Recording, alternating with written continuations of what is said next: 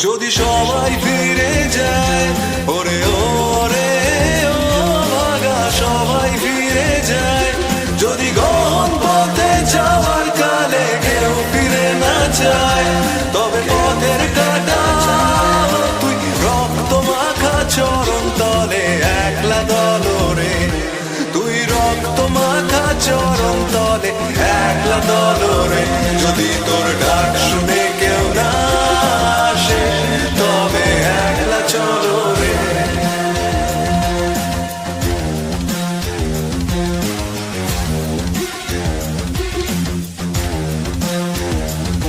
যদি আলো না ধরে, ওরে ওরে ও ভাগা আলো না ধরে, যদি ঝড় বাদলে আধার রাতে দুয়ার দেয় ঘরে, তবে বজ্রা নলে আপন বুকের পাঁজর জ্বালিয়ে নিয়ে একলা চলো রে, আপন বুকের পাঁজর জ্বালিয়ে নিয়ে একলা চলো রে, যদি তোর ডাক শুনে কেউ না আসে তবে একলা চলো রে।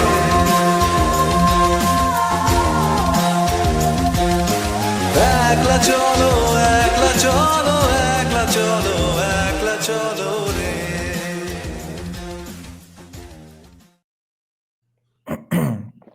Hi guys, thank you for joining the live stream. Oh wait, एक light on करना भूल गया. Lol. Yeah, hi guys. I look much better now, hopefully. So, uh, William Dalrymple, our favorite historian, who allegedly wrote to, I don't think it's allegedly, I think he actually did write to Bloomsbury to take away the free speech of Dr. Monica Arora, and prevented her from writing a book on the Delhi riots, her views on it, how or why it came about, as a protest of which Sanjay Dixit, whose book deal was already in with Bloomsbury to write that famous book, Unbreaking India. Sanjay Dixit, as a mark of protest, didn't take it out from Bloomsbury and brought it out from Gadur Prakashan, which now has become a pretty stable right-wing publication. So that William Dalrymple, who has hosted Sanjeev Sanyal as well previously in a Jaipur Literature Festival, when Sanjeev Sanyal wrote the books Ocean of Churn, Land of Seven Rivers, he brought out facts and interesting factoids about ancient India and how awesome it was. And those facts, which have now become almost common knowledge among the Hindutva youth, William Dalrymple has now stumbled upon those facts and is now talking about those things everywhere. He has I think, a sinister plan here, which is why even Ash Sarkar is also doing a podcast with him. And Ash Sarkar is a far-left Bangladeshi Muslim girl, born, I don't know, but brought up in England. She is very, very far-left and pretty pro-Muslim as well. So I think the reason that Ash Sarkar is hosting William Dalrymple talking about everything being Indian and everything coming out from India, etc., and how all of a sudden ancient India is great, and how everything that was being touted as RSS history, quote unquote, or Sanjeev Sanyal was being called RSS ka dalla, his history was RSS ka history, or him not being a real historian, etc. So all that has now stopped, as William Dalrymple is talking on the same lines and often bringing out the exact same things that I have already known about from Sanjeev Sanyal's books, which were written about 10 years back. So the sinister plan that I think they have, which you will probably agree with me when you see this, I'm saying these things and creating a bias in your heads only in the beginning only because a lot of you won't be there until the end of the live stream. I'm just giving you my core view on this on this podcast. So in the beginning, because they are doing it right now and declaring everything to be Indian, not Hindu, of course, which we should not really have a problem with because everything back then was Hindu only. But interestingly, now they are in fact calling a lot of Muslim things and Muslim names and Muslim words as well Indian, which was the exact opposite up until the last 1 year even, that everything was brought in by Mughals. Gardening se leke, music, different kinds of food, architecture, everything was brought by the Mughals. This was brought by the Portuguese. This was brought by the British. This was brought by the French, etc. Now everything is Indian. I think their sinister idea is to therefore uh, force us to stop saying that these things are outsider influences or Muslim influences and stuff, etc. So they will make a case for how Muslim kings, ancient Muslim raiders, in Irfan Habib's words, or the absolute uh, Nazis and Hitler's people like Aurangzeb, all of them were as Indian as Chandragupta Maurya. I think that's the reason why now they are touting each and everything in India's past as Indian. They are no longer Mughals brought in. Okay, let's see.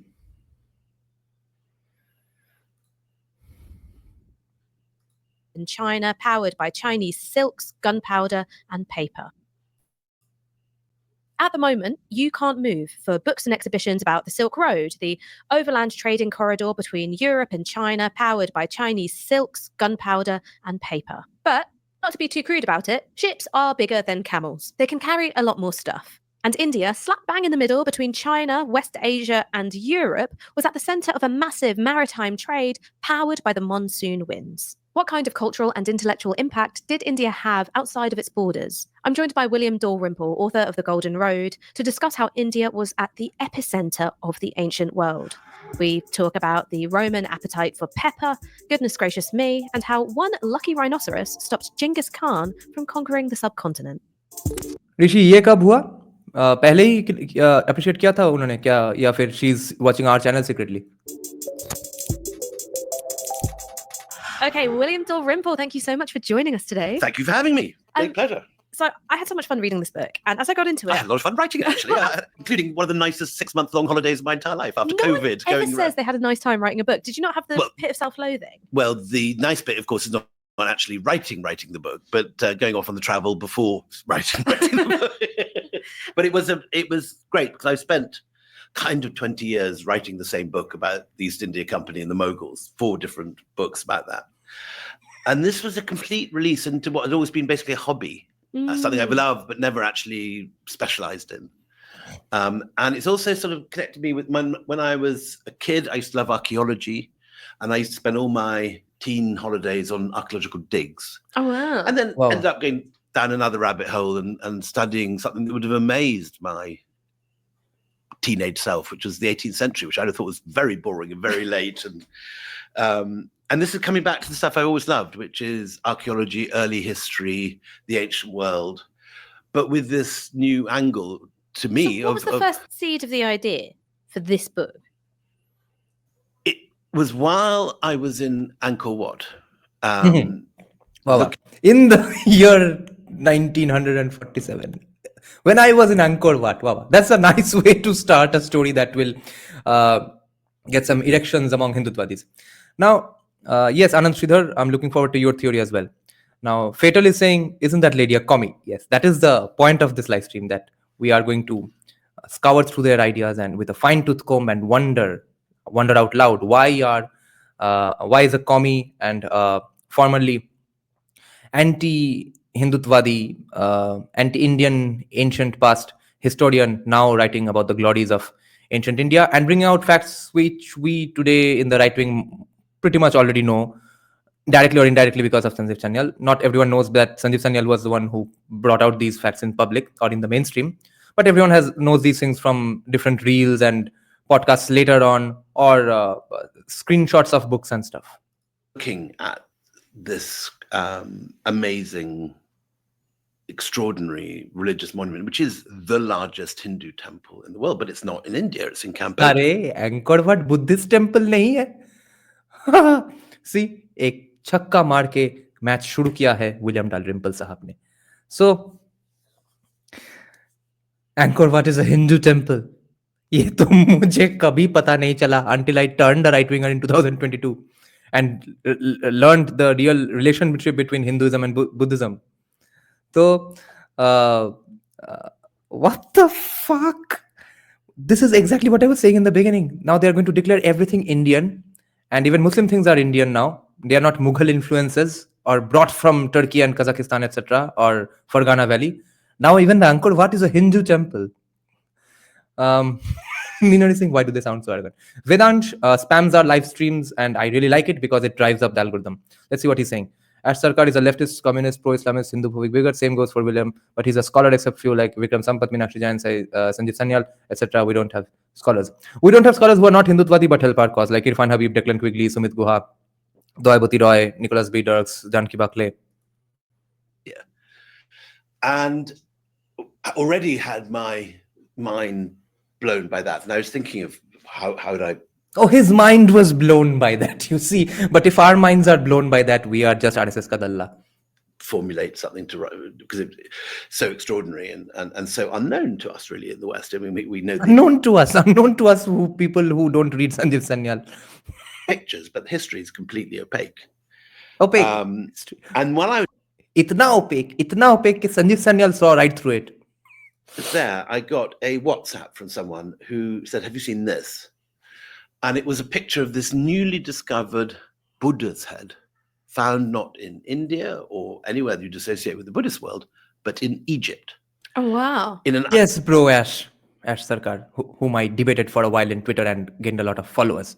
Yes, Ash, it's possible because there was something called Hellenistic Buddhism, Hellenistic Vaishnavism. In fact, today, the mukut you see on every Buddha statue, everywhere in the country, those few dots and stuff, which are supposed to be, I think, let's say, curly hair, I think, I'm not sure.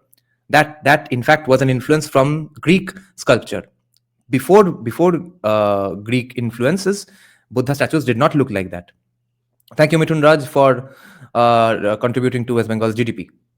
Isis temple with There is in fact Hellenistic Vaishnavism as well, where they equated Krishna with Hercules, and there is a pillar that survives to this day in Madhya Pradesh, dedicating it to Hellenistic Vaishnavism and writing down its principles. sun rays coming out behind the Buddha's head as if it's a sort of Yeah, solar deity. So some weird Roman syncretism of the Buddha and Sol Invictus or Oh. whatever, or Surya, or I mean, I don't know what's going on there. But what was, apart from being an extraordinary object in itself, the most multicultural object you could imagine, an Indian holy man depicted on white Buddha is an Indian holy man. Oh my God. Proconessian marble from the Marmara Sea, which is now Turkey, found in Egypt in an Isis temple. Apart from that, Yeah, by the way, I found out a lot of this, what Kwasan is mentioning here, from Amartya Sen's book, Identity and Violence. just in itself being an extraordinary thing, to see how far west Indian ideas were reaching in antiquity, while I was, in a sense, in the extreme east of Indian influence in Cambodia on the Mekong. And I suddenly thought, this is a whole world that we don't know. It's also a world, I discovered pretty quickly, which has been heavily colonized by Indian nationalist ideas. Mm-hmm. And there's this long-standing idea since the 1930s that Indian influence in Southeast Asia was a military conquest. Colonized by Indian nationalist ideas, guys. हमारा discourse, हम तो बोल रहे हैं कि हमारा system नहीं है, सिस्टम उनका है, और वो लोग बोल रहे हैं कि उनका डिस्कोर्स, भोसड़ी के इंडियन नेशनलिस्ट का डिस्कोर्स ने कॉलोनाइज कर दिया है. And you had what a historian called R.C. Majumdar, a brilliant historian of the day, described as Hindu colonies in Asia. Now, it's subsequently become very clear that it's actually something much more interesting, which is Hindu and Buddhist and other Indian ideas spreading very thoroughly through Southeast Asia, but without conquest.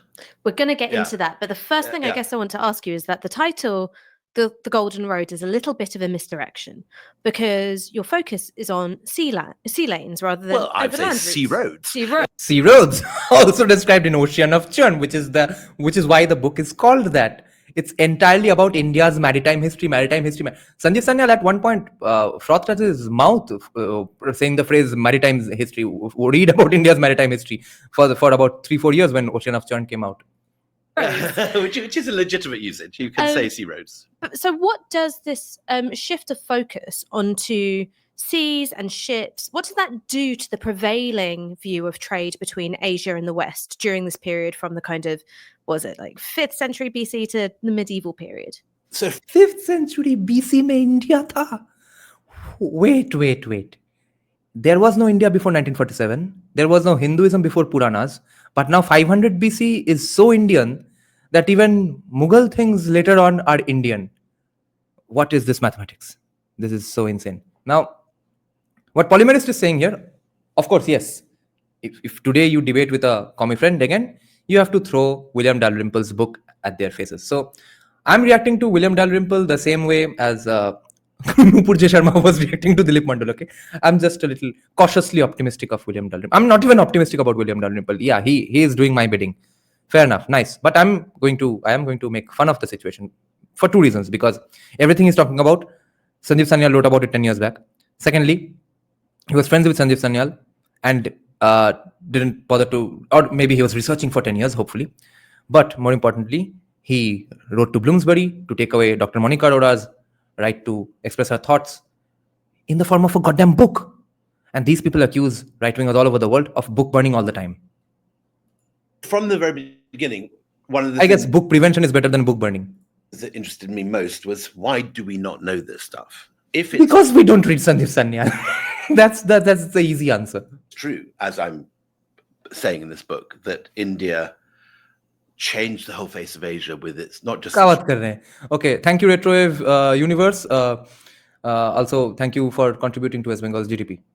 religious ideas, but it's philosophy, it's learning, it's ideas of cosmology, astronomy, mathematics, dance, sculpture, this whole package of India Donald Trump power में आया, wokeism के साथ South Asia भी मर गया. stuff which spreads. If it's true that this is as important as it seems to be, how come we don't know all this? How come that this is not something that we're taught at school? How come it's not something we all know like we know about? How come we don't learn it in school? अब education system में change आने का demand भी कर दिया already. What the Alexander the Great or the British Empire or all the other things that we are brought up with.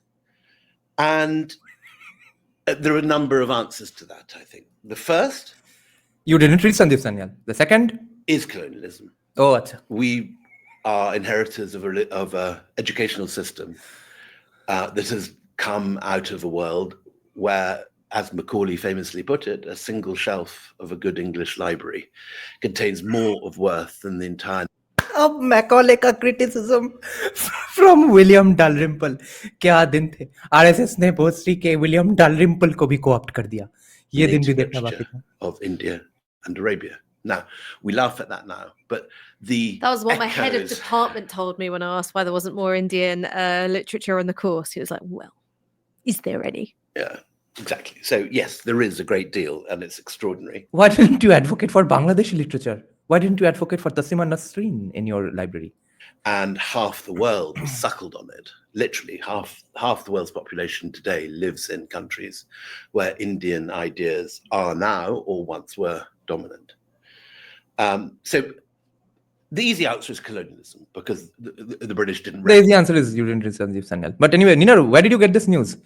Let me know though. I'm very curious. Holy shit. This will be really awesome. recognize it. But it's actually only half the answer.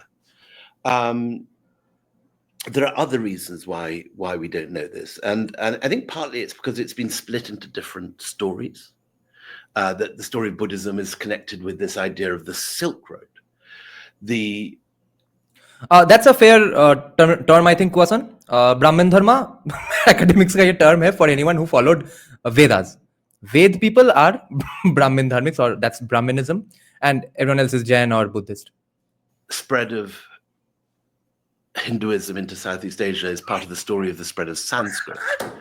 The story of Indian mathematics, as far as it's taught at all, and the fact that the zero and the numbers we use every day are Indian, is taught in history of science or something. And these things are all curated in different departments, split up.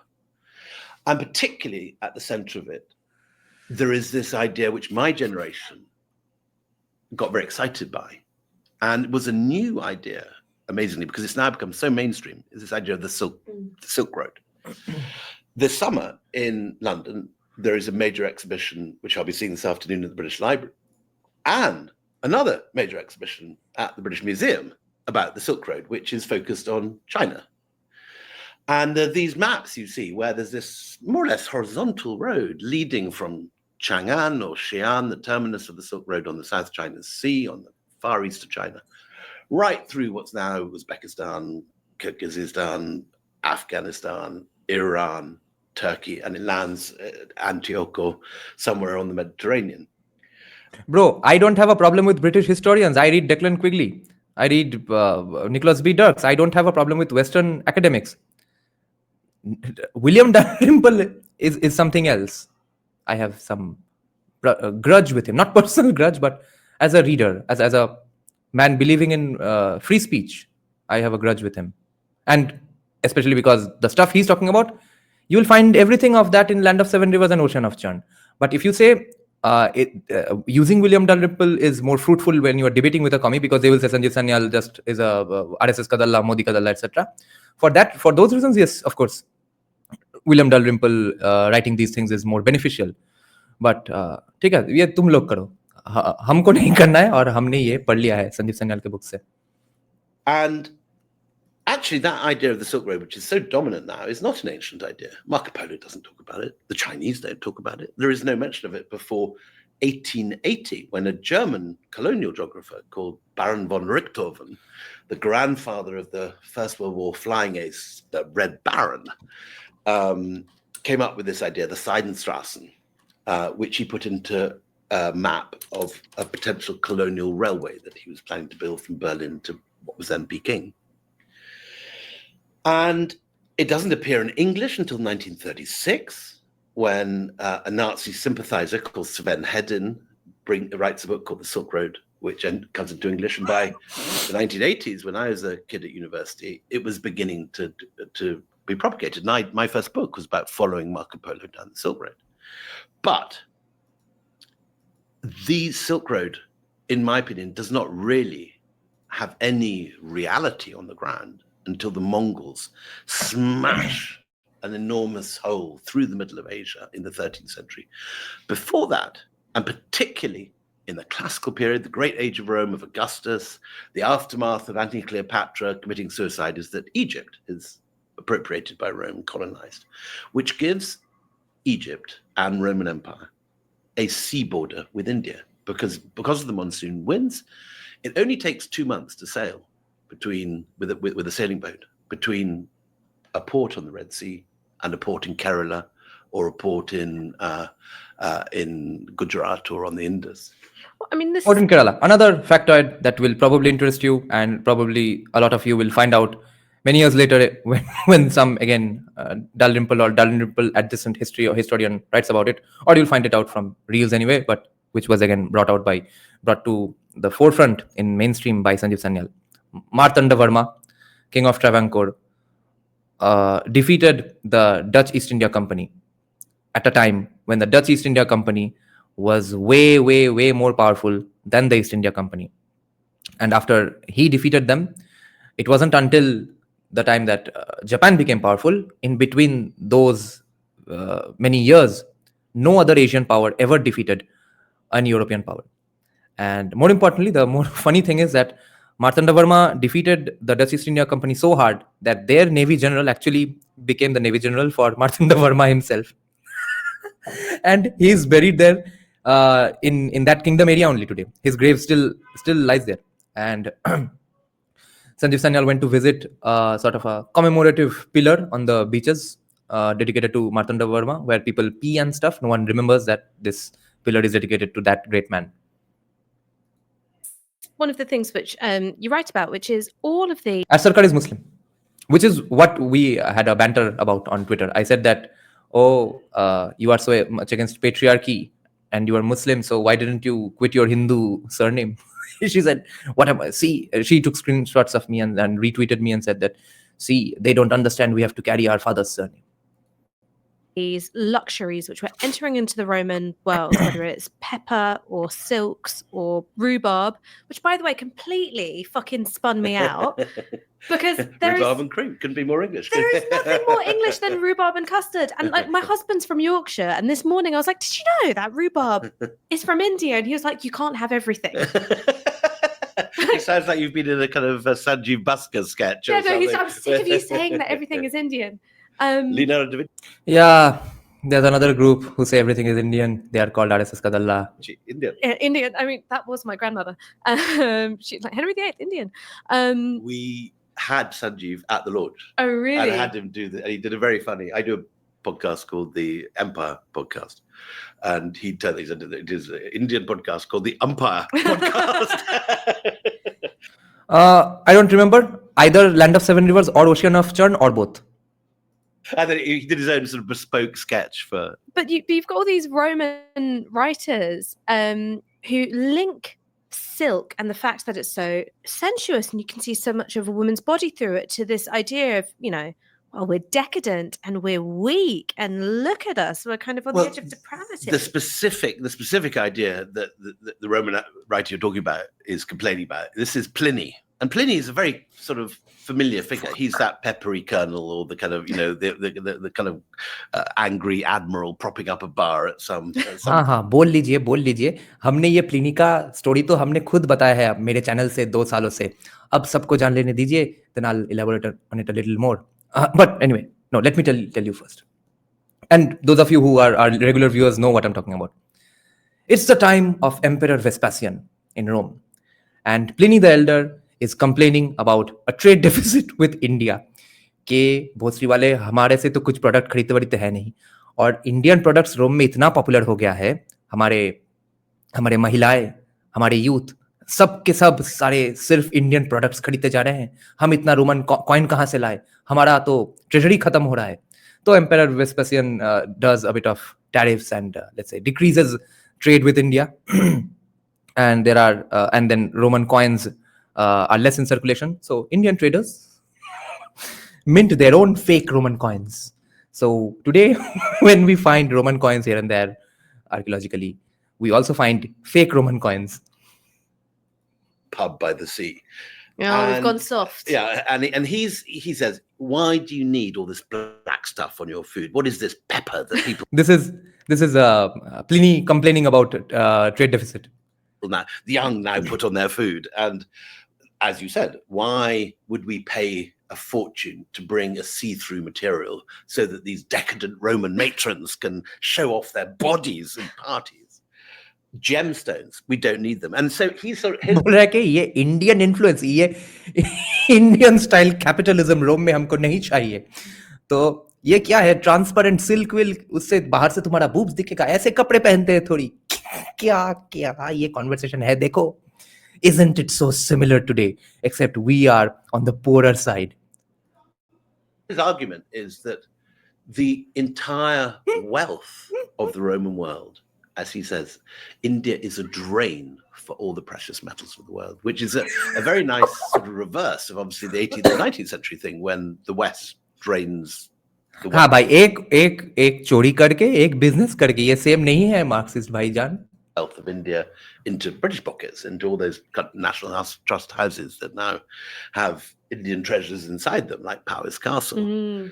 But in the first century, Pliny's complaining because he says, we make all this money, we do all this work, we conquer all these countries like Gaul, and then our rich, decadent aristocracy just buy a load of nonsense from India.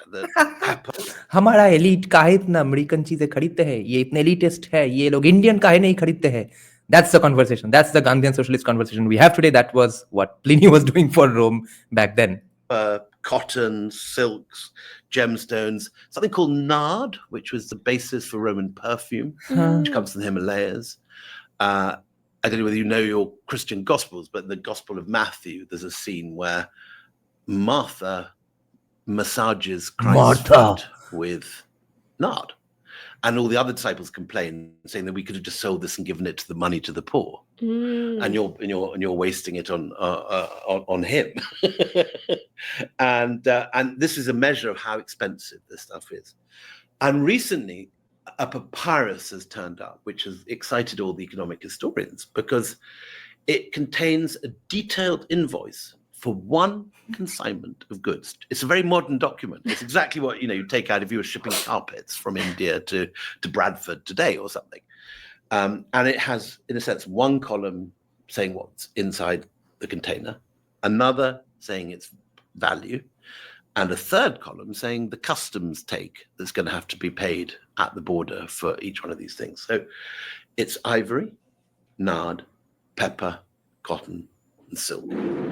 And if this one random consignment on one ship called the Hemaplon, we know the name of the ship even, if the Hemaplon had made it to Egypt and they got this crate to the Nile, shipped it up to Alexandria and sold it in Alexandria, the ship owner or whoever was behind this consignment would have been rich enough to buy one of the premier estates in Egypt or indeed central Tuscany.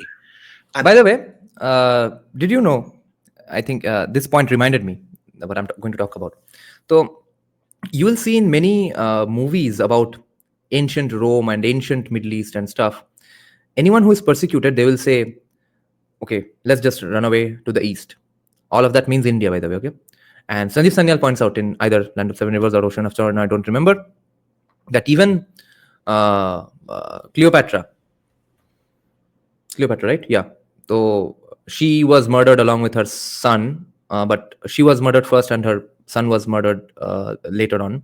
But she sent her son to escape to India. He was on the way to India with some cash and some servants and stuff. He got accosted in between. He was caught and then taken back and executed.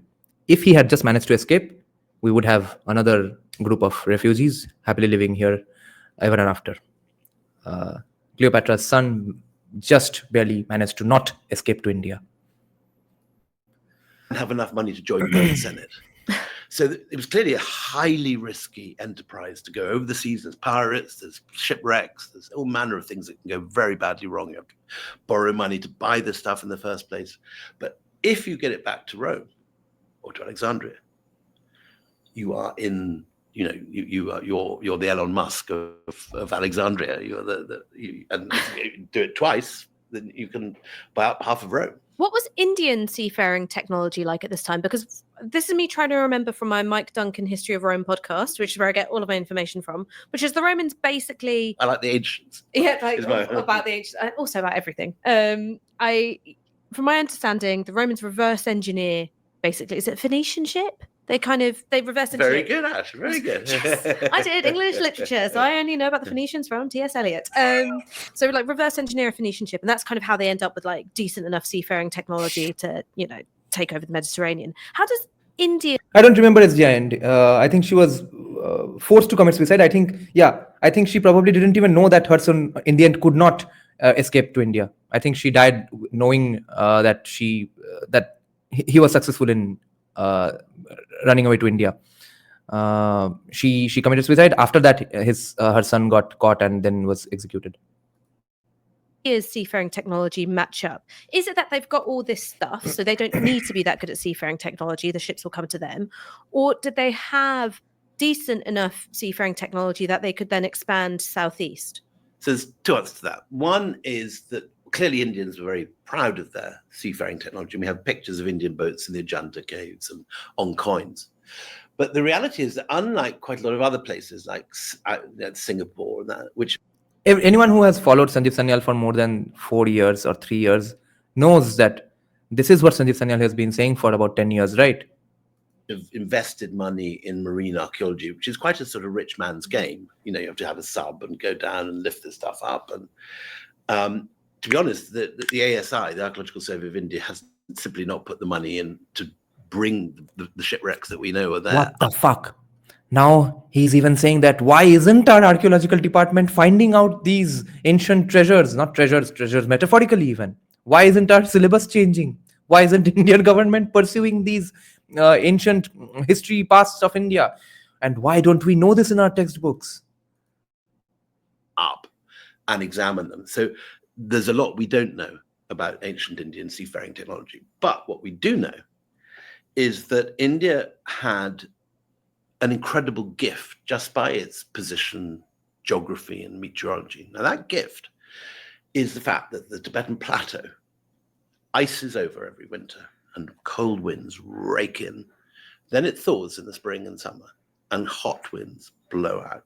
Now, that sort of bellows movement, if you like, above India, creates the monsoon winds every year, which blow fast in one direction. That's why Bali Jatra happens in Odisha. People literally send off their husbands to their journey to go to Bali for business, for merchant type of things. And today it's been relegated to a simple ritual where they light some diya and put some paper boats on the in the beaches, okay, and it floats away. People have forgotten that it was the ancient tradition of sending your husbands away for business. And at the same time, few days later, when by the time they would have reached Bali, if that tradition of going to Bali actually went on, that's when in Bali there's a big welcoming ceremony that even today happens in Bali, inviting or welcoming those Odia and Bengali merchants. By the way, Odia and Bengali merchants are the predecessors to the Sinhalese people in Sri Lanka. Also something Sanjeev Sanyal points out. Westwards from the west coast, eastwards from the east coast for 6 months, and then neatly reverse so they can blow you back again. So if you're an Indian sailor, you've only really got to put up a sail and build a very basic sort of canoe, even with an. Yes, and the stitched ships were at one point the most advanced technology in the world, but then we got complacent and stopped evolving our technology, so others fucked us. Rig, until outrigger, like you get in the go and fishing boats. And in 2 months' time, you're in Egypt. Then you have to wait a few months for the winds to reverse. And in August, you get back on your boat and you get sucked back all the way to India at speed. 2 months. While it would take 3 years from a camel caravan to go all the way plodding through Persia and the Himalayas and what have you. And would you say that that's kind of the material basis for the spread of Indian culture, religion, commodities? It's that. And that has meant that on the Indian coast, you've always had these trading communities, which in the 19th century, with the British Empire, end up in Kenya and the Swahili coast and everything. But before that, you have long distance traders since the time of antiquity. Archaeologists have found that when they were poking around with the corpse of Paul Ramesses II, which is perfectly preserved, they found grains of Indian pepper up his nose. Sir, sab kuch pepper. As part of mummification. Sab kuch Indian. Or pura page after page, Ocean of Churn or Land of Seven Rivers se utha ke bol rahe hain. Process, but that came from India. Oh, I thought he was doing like lines of pepper or snorting something. pepper. Yeah. Oh God, I'm really feeling it.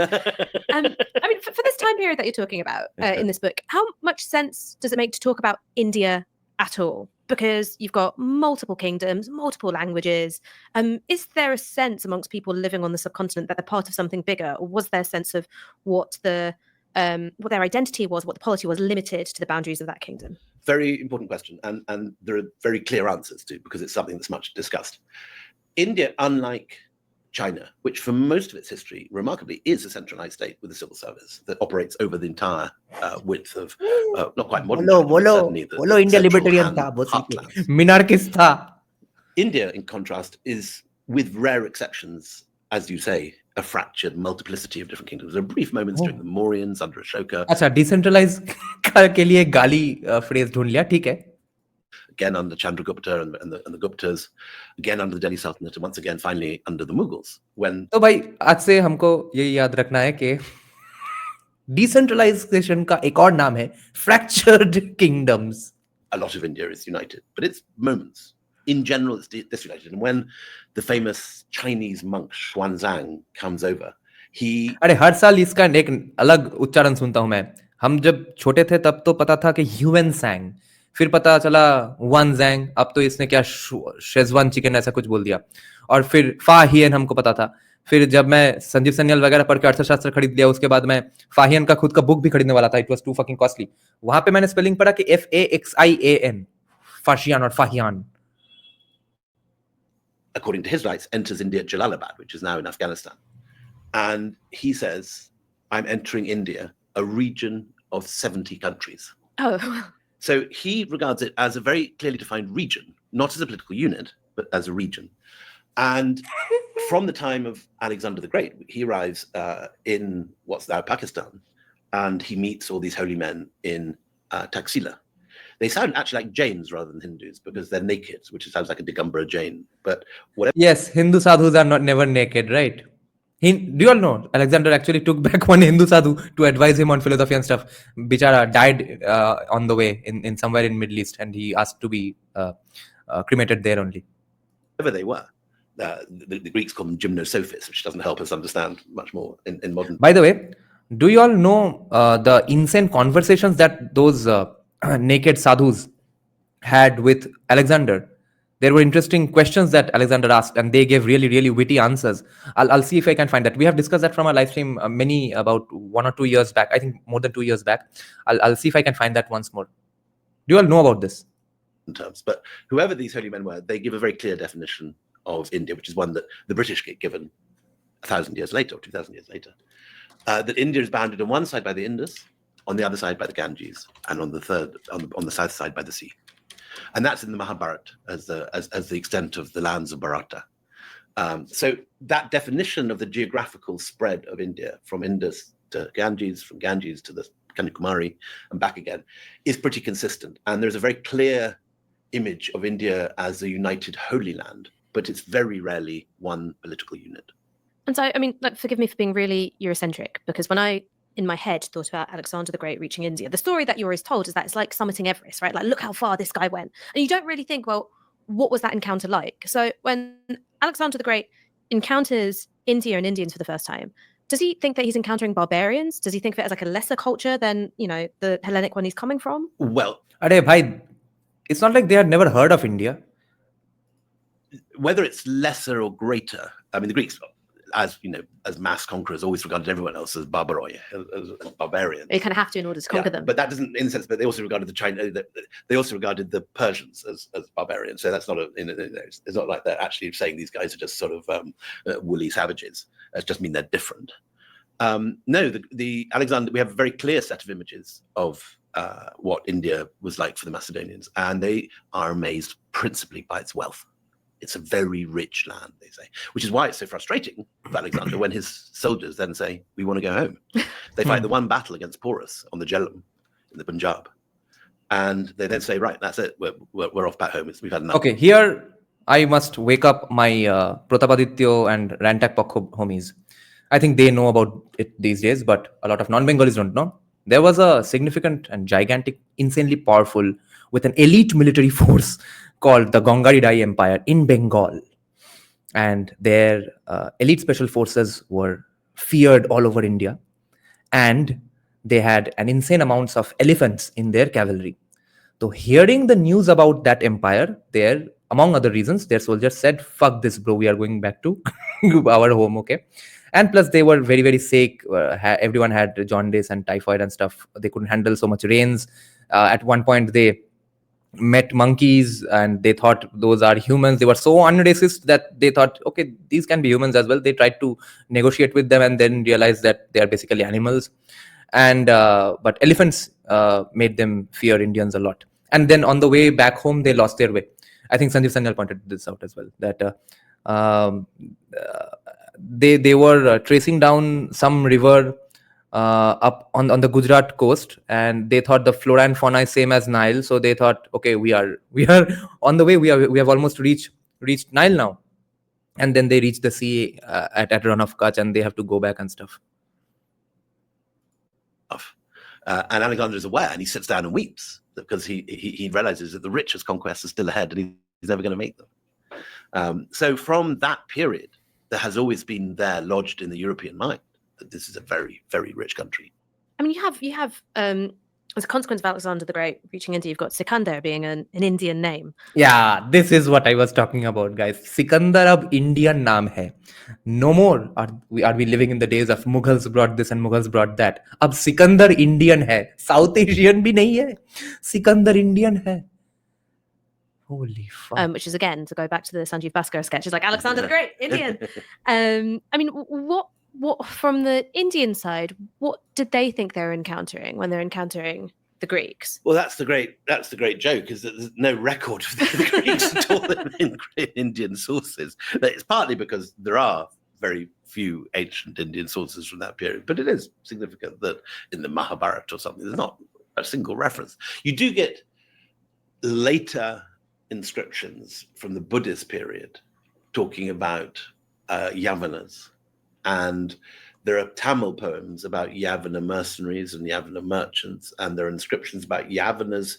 Yeah, because the sections that Mahabharata might have mentioned them were probably lost, and the Mahabharata we have today is a much later one. And now, let me show you this. I found few quotes. Okay, that conversation between Alexander and Indian sadhus. Okay, so check this out. When Alexander the Great's invitation on pain of death was rebuffed by Dunbamis, the Indian sage.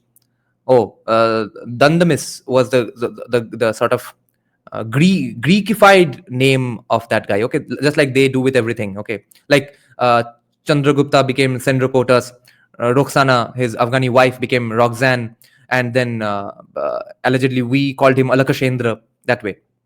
So Alexander experienced a strong desire than ever to see Dandamis, though old and naked, was the only antagonist in whom he, the conqueror of many nations, had met more than his match. So it is said that soon after this encounter, Alexander invited a number of Brahmin ascetics noted for their skill in answering philosophical questions with pithy wisdom to Taxila. This article is from 2011. Okay, Alexander himself framed all the questions. So, which be the more numerous, the living or the dead? The Brahmin replied, the living, because the dead are not living. So how can we consider them in the numbers? Which breeds the larger animals, the sea or the land? Brahmin says the land, because the sea is only part of land. Which is the cleverest of beasts? Brahmin says that one with which man is not yet acquainted. Man fears the unknown. Which existed first? Alexander asks, the day or the night? Brahmin says the day was first by one day. This reply caused Alexander to betray surprise. The Brahmin added, impossible questions require impossible answers. Alexander asks, how best may a man make himself beloved? Brahmin says, a man will be loved if possessed with great power, he still does not make himself feared. Alexander asks, how may a man become a god? Brahmin says, by doing that which it is impossible for a man to do. Alexander asks, which is stronger, life or death? Brahmin says, life, because it bears so many evils. Fuck. Life has to live with so many evils. Death doesn't have to live with so many evils, so life is stronger. Then we have some more quotes here. This is a hilarious one. This is from southasia.ucla.edu. So, translator, a guy working for Alexander, asks the sadhu, he wants to know why you are naked. Sadhu says, ask him why he's wearing clothes. Translator says, he says he's asking the questions here. So Alexander was there, actually present. So Alexander says he'll be the one asking questions. Sadhu says, questions give birth only to other questions. Translator says, Alexander is saying people who get funny with him get executed. Sadhu says, why? Translator says, because he is the king of kings and he wants you to stop asking questions. Sadhu says, king of kings? Translator says, he came all the way from a place called Greece, killing other kings, so he is king of kings, see? Sadhu says, fool of fools, master clown of clowns, maha idiot of idiots. Translator says, you want me to tell him that? Sadhu says, I said it, didn't I? Translator says, you are crazier than he is. He says he'll kill you right here, right now. Sadhu says, I'll have to die someday. What the fuck? Who convert to Buddhism and dedicate pillars or gateway. You do get later inscriptions from the Buddhist period talking about Yavanas, and there are Tamil poems about Yavana mercenaries and Yavana merchants, and there are inscriptions about Yavanas who convert to Buddhism and dedicate pillars or gateways at Buddhist temples.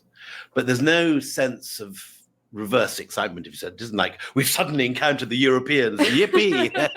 The Europeans are far more excited to discover the Indians than vice versa. Well, it's like one of those things like the Battle of Lepanto. Very, very big deal for Europeans. You ask like a Turk about it, they're like, Who? never heard What? of it. Like, not a big deal for us. Like, So exactly that. And what you then get is, after you said you're a literature student. After Cleopatra puts her asp to her bosom and the suicide of Cleopatra, Octavius Caesar conquers Egypt.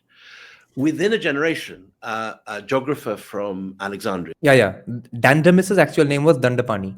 makes a trip with the governor of Egypt to the top of the Red Sea. And he says, from the port of Myos Hormuz, which we know is not the biggest port, incidentally, on the Red Sea, from this one port, 250 ships a year sail in a fleet to India with the monsoon winds.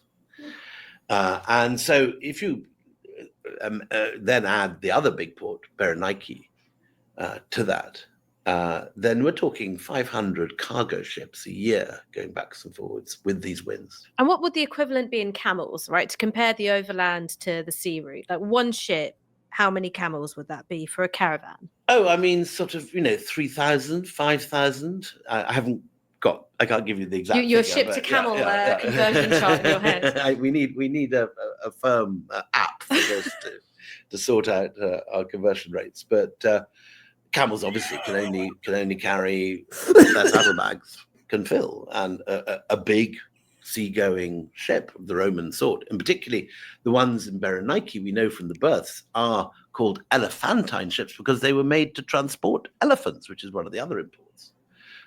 They used them for the elephants, tigers, and rhinoceroses, as you'll see in Gladiator 2 when it comes out next week, for the circuses. Oh, wow. So these are big ships, and you can get a lot of ivory. I mean, we don't like to think of it today because of our fears about the extinction of elephants and so on. But that was probably the biggest item of trade of all.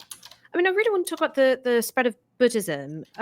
What parallels could you draw between the spread of Buddhism and the spread of Christianity through the Roman Empire? Because it sort of seems to me there's something, similar. Low retrieve तुम्हारा प्रश्न यहाँ पे पूछ लिया गया है. Nice. Which is, this starts out as sort of a rejection of the contemporary power structure and hierarchy, and then suddenly it becomes a religion of the court. Like how? So, very interesting question, and one that we can't yet answer, but I'm sure you're actually onto something there.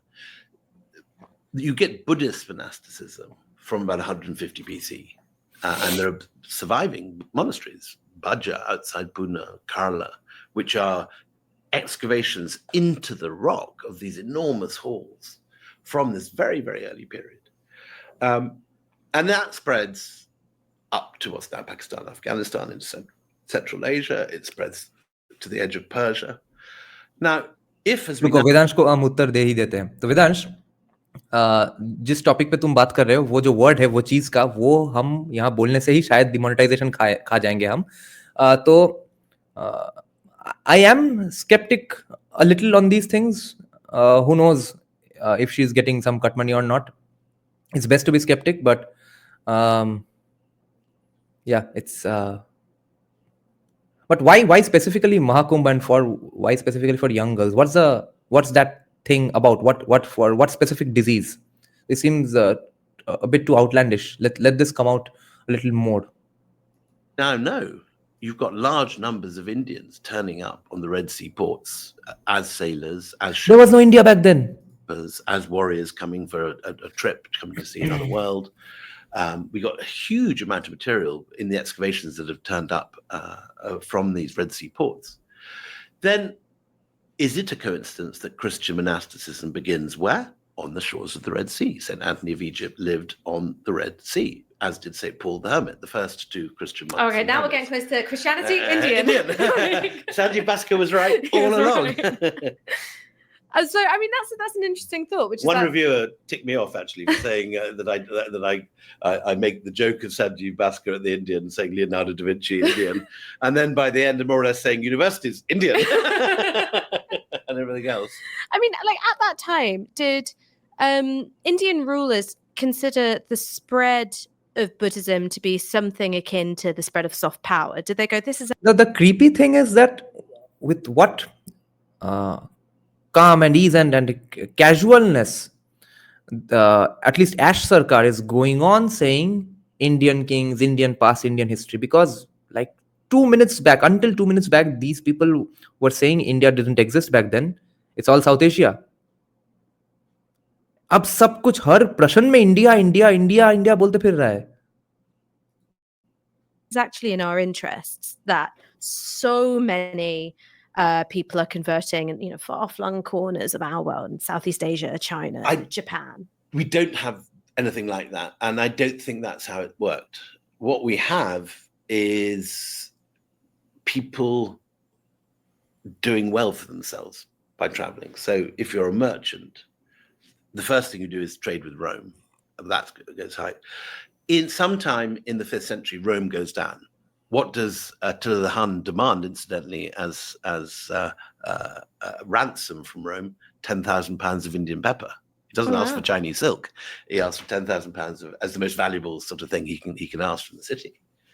So after Rome goes down, almost the last Indian product to make it to Northern Europe is some of the red garnet jewelry in the Sutton Hoo treasure found in 5th century East Anglia.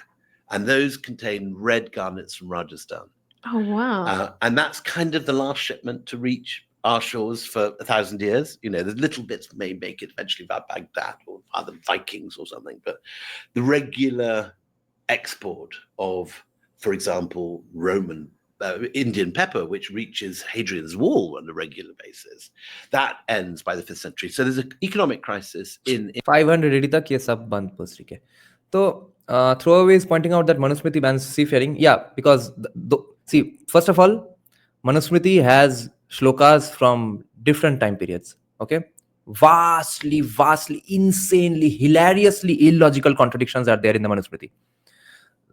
कुछ शायद मतलब 1600 में भी घुसाया होगा, कुछ शायद 1600 BC में लिखा गया था. ऐसे चीजों से भरा है मनुस्मृति. तो मनुस्मृति से कुछ भी सीरियसली लेना बहुत प्रॉब्लमेटिक है as a student of history.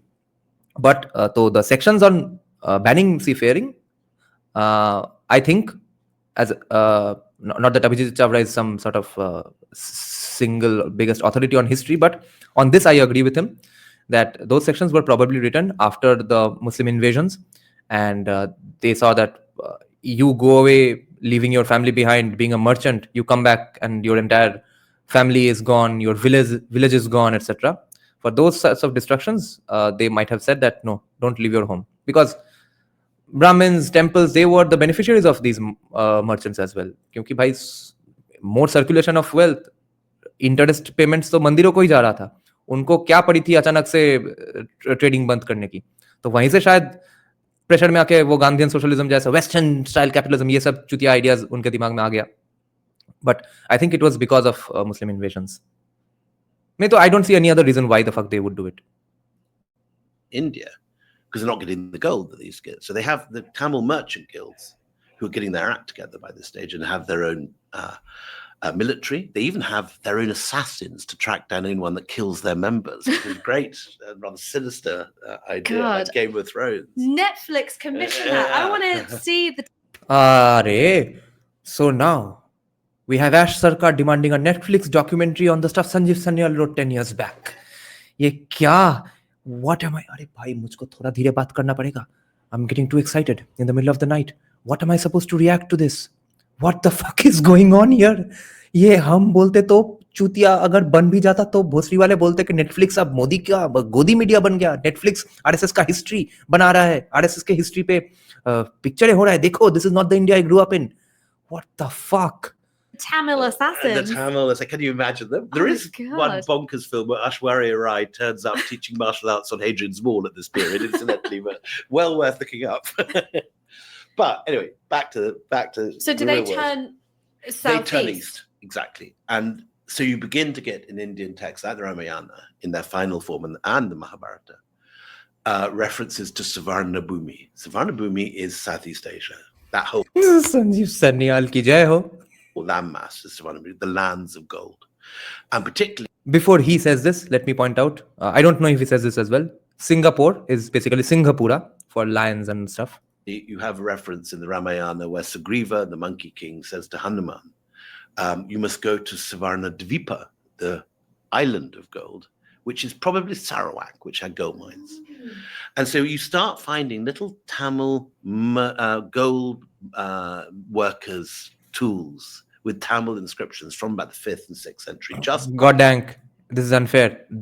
Coincidentally, the day Abbas Malda here pointed out about casteism in Buddhism, that very day, in that very night, we discussed the papers discussing casteism in Buddhism. That's the very first research paper I ever discussed from this channel. So if you go into my playlist called Caste Papers, that's the very first paper you'll see. Rome has gone down. These guys now have to work a bit harder to get their gold, and they have to go down to Southeast Asia. So from the 5th century, you get, first of all, a few inscriptions, then you start getting wooden Buddhas, then finally you get little tiny handheld images of Vishnu. By the 6th century, you've got large images of Vishnu, incidentally with a Khmer physiognomy. They're not looking Indian. These guys are looking much more like Southeast Asians. Yeah. And finally, you get temples, initially very clearly in the Pallava style from southern India, but later going off on their own trajectory. And then you get something even weirder. You mentioned how fractured India was. India remains fractured for much of this period, meaning that you can raise some big temples, particularly if you're a Pallava or a Chola. But in Southeast Asia, you've got the Sri Vijaya Confederacy, which is this sort of sea lords, again, rather Game of Thrones, these sort of merchant lords who run Java and Sumatra. Yeah, Sanjeev Sanyal points out that the post of the Zamorin, the port that was handled by the Zamorin, Sanjeev Sanyal argues that his name was probably Samudrin, and that was just a distorted pronunciation. And tax shipping going to China through the Malacca Straits. And these guys are super rich and can afford to build the same sort of thing. But अरे ये लौड़े का argument ना मैंने कुछ ही दिन पहले एक दोस्त से भी सुना। भाई ये रेसिज्म अगर ऐसा था तो भाई उसके साथ ही दोस्ती करके उसको ही अपना मतलब ऑलमोस्ट बेस्ट फ्रेंड बना के युद्ध भी कर लिया। ये क्या अजीब तरह का रेसिज्म है।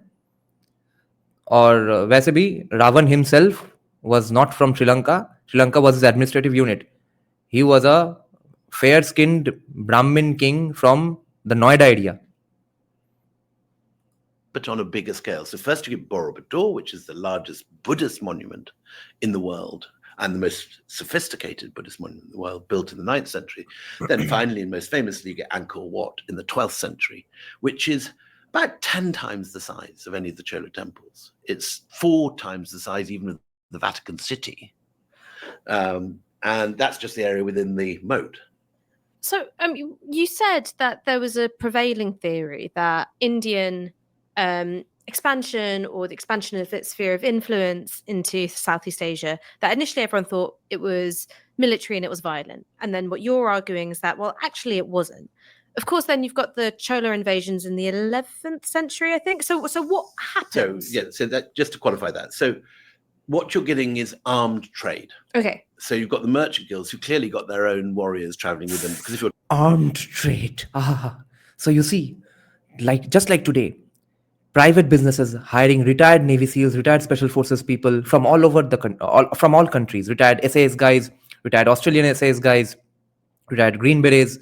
I don't know if Indian Special Forces guys get into this private contracting stuff, but retired Navy SEALs and stuff, all of them are private security for big businesses, for gigantic ships and stuff, okay? Because you have to protect those ships from pirates. The same armed businesses. क्या? और ये भोसरी वाले हमको Western capitalism, Western style capitalism सिखा रहे हैं. You're traveling with gold and gemstones, of course you're going to get pirates. You want a guy with a big sword. So, and there is some evidence that you even get a bit like early East India Company forts on the coast of, Chennai or Madras or Bengal, Kolkata, that you're getting the merchant guilds running their own little fortification as well as having their own thing. But then it's not a conquest. They are the guests of these merchant kings in Southeast Asia.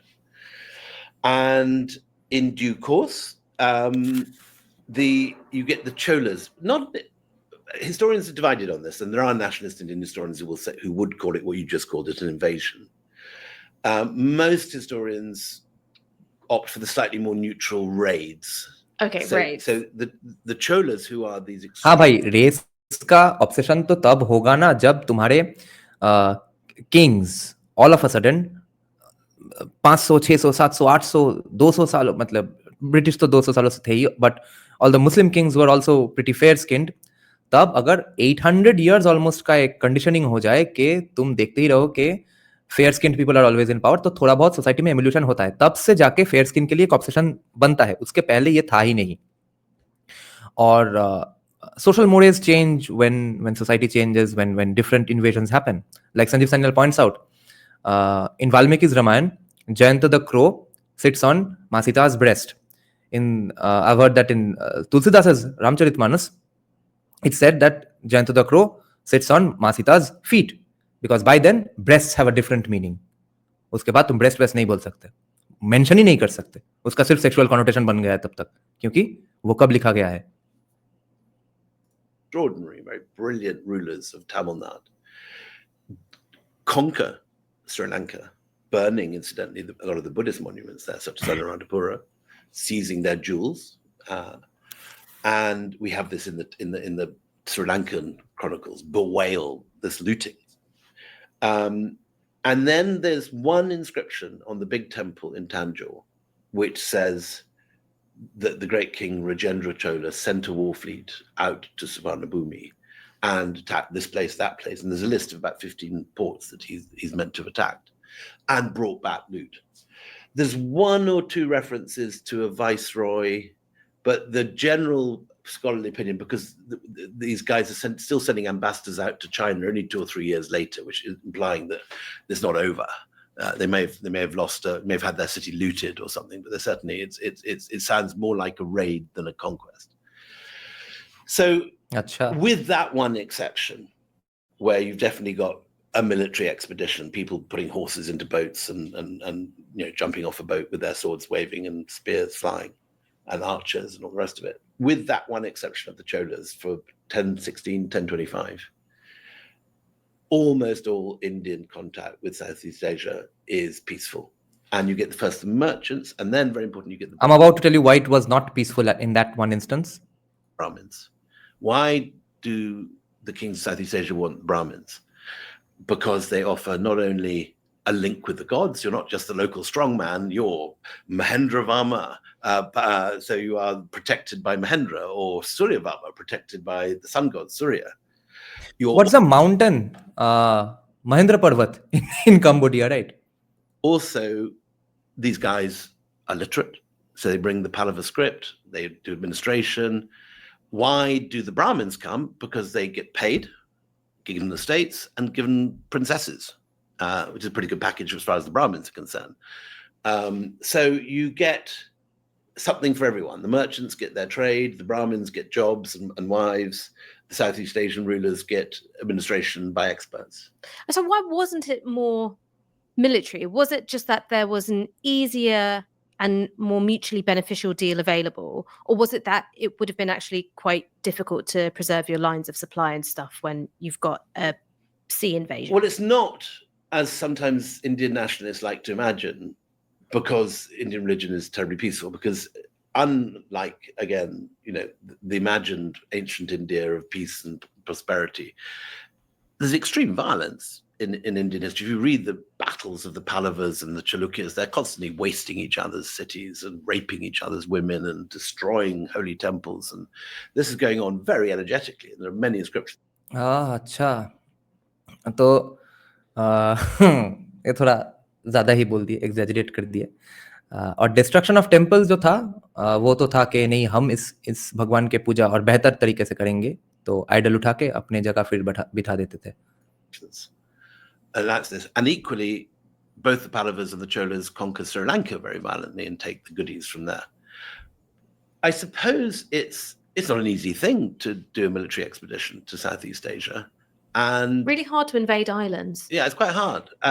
But also, if you're making lots of money by trading with them, and they've got gold that you can buy very easily, and the merchant guilds are very successfully channeling that back home, you don't really need to. If it ain't broke, don't fix it. Yeah.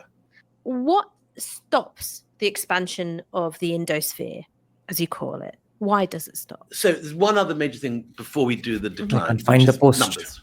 Oh, okay. Numbers. Very important. And again, so every Indian uncle knows this, but the numbers that we call Arabic numbers in the West are Indian numbers, and the Arabs get them from the Indians.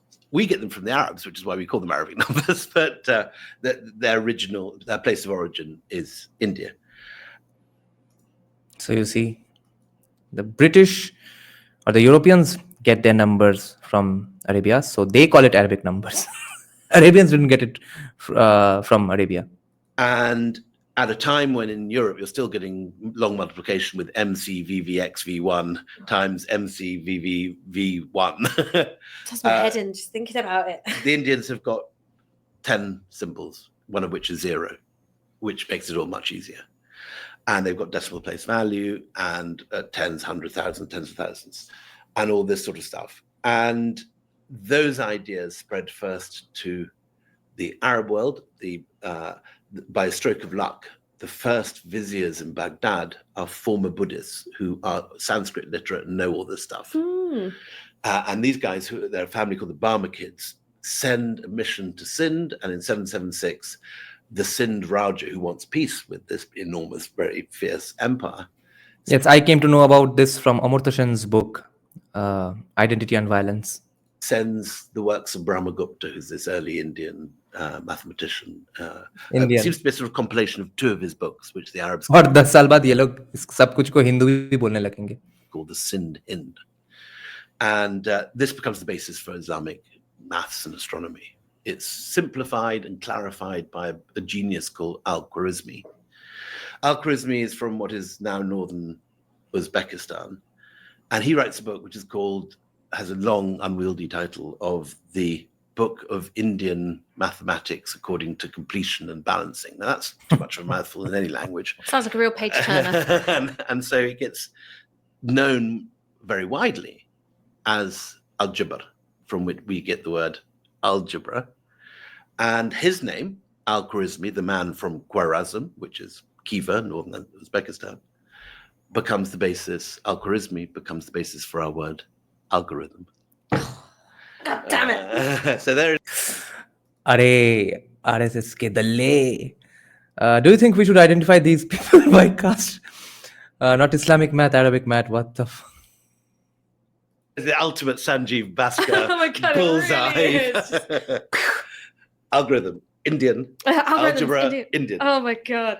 But so let's talk But the about decline, the yeah. decline. So why does it stop? Is it just that, you've got these other hugely complex, well-armed, organized societies hemming in the Indosphere? Is it just that, I don't know, that you've got the rise of the Mongols? Like what's going on? 2 things, and you've already touched on both.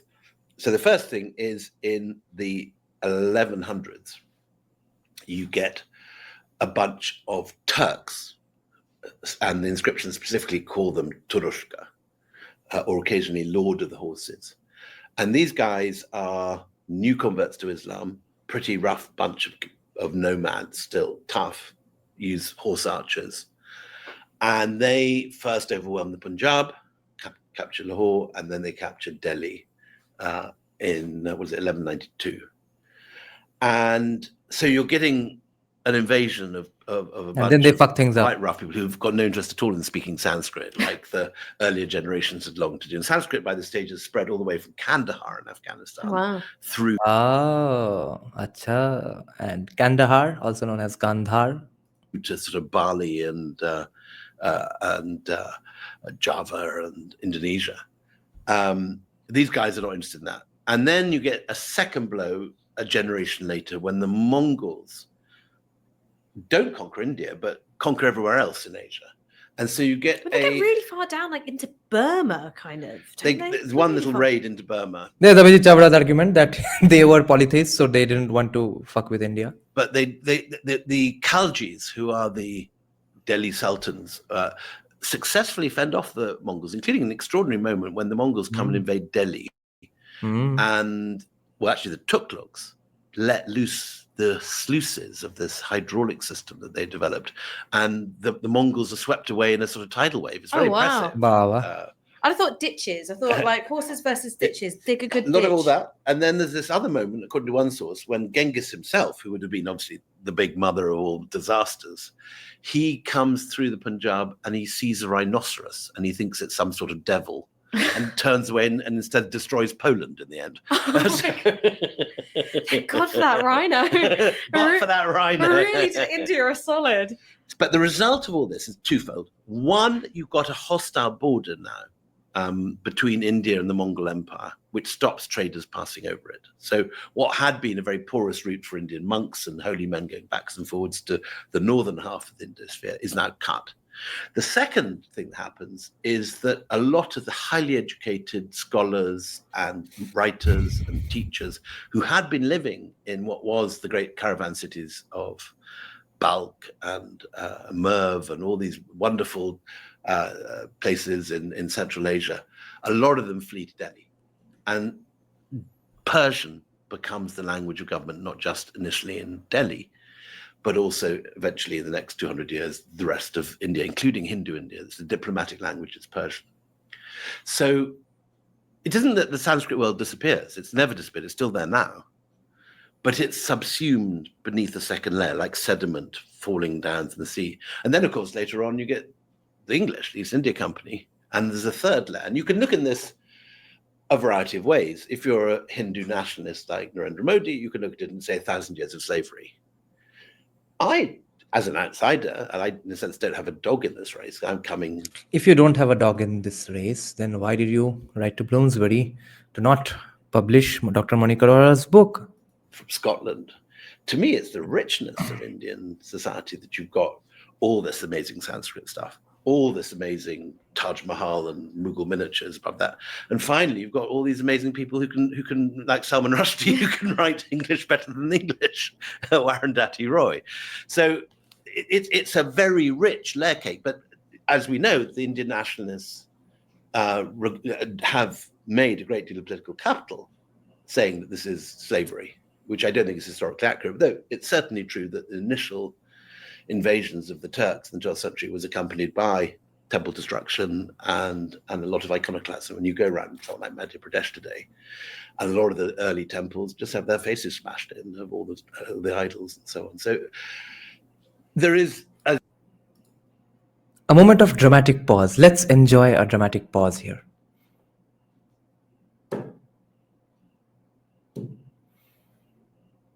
As you know, a big culture war in India at the moment. We've got a Hindu nationalist government running the country. And this also is all tells very a particular story about, there have been these Muslim hordes Particular story. We are saying exactly what William Dalrymple has been saying for the last 43 minutes. which have, invaded India, suppressed the culture, and they want to do it again.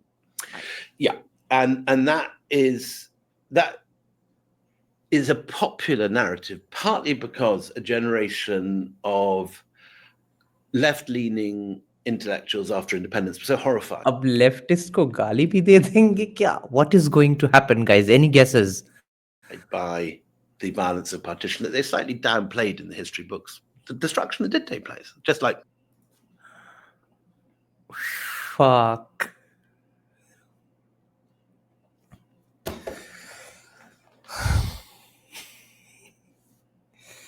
This is almost like porn. I think we will rewind this, and instead of unlike porn, we won't watch it in mute, but we don't have to watch his face, of course. Look away from your phone, and just listen to this in the calm and peace of the midnight Indian sun, not South Asian sun. Midnight sun, okay? Because moon is the sun. Now, for those of you who are living outside, enjoy your actual sun. We are going to enjoy this under the midnight sun. Marxists have downplayed this. There have been bad stuff. कुछ बाकी नहीं रखा. बोल दिया कि why aren't we taught these in schools? Why isn't the ASI digging these things out? And why isn't Netflix making a documentary on this? Yeah, and that is a popular narrative, partly because a generation of left-leaning intellectuals after independence were so horrified by the violence of partition that they slightly downplayed in the history books the destruction that did take place. Just like when the Normans took Anglo-Saxon England, a great deal of destruction took place. Isn't this a moment of victory? Isn't this a moment of significant narrative victory? Shouldn't we break out our champagne bottles right now? Fuck. There was a lot of, pillage, burning, looting, and raping. And a new world, the normal Yeah, world, Anand Sridhar is being spoil sport. Isko bhagao, comment se. was built over the Anglo-Saxon one in the same way in 12th I century. suppose the difference is though is that with No, them admitting this is a victory.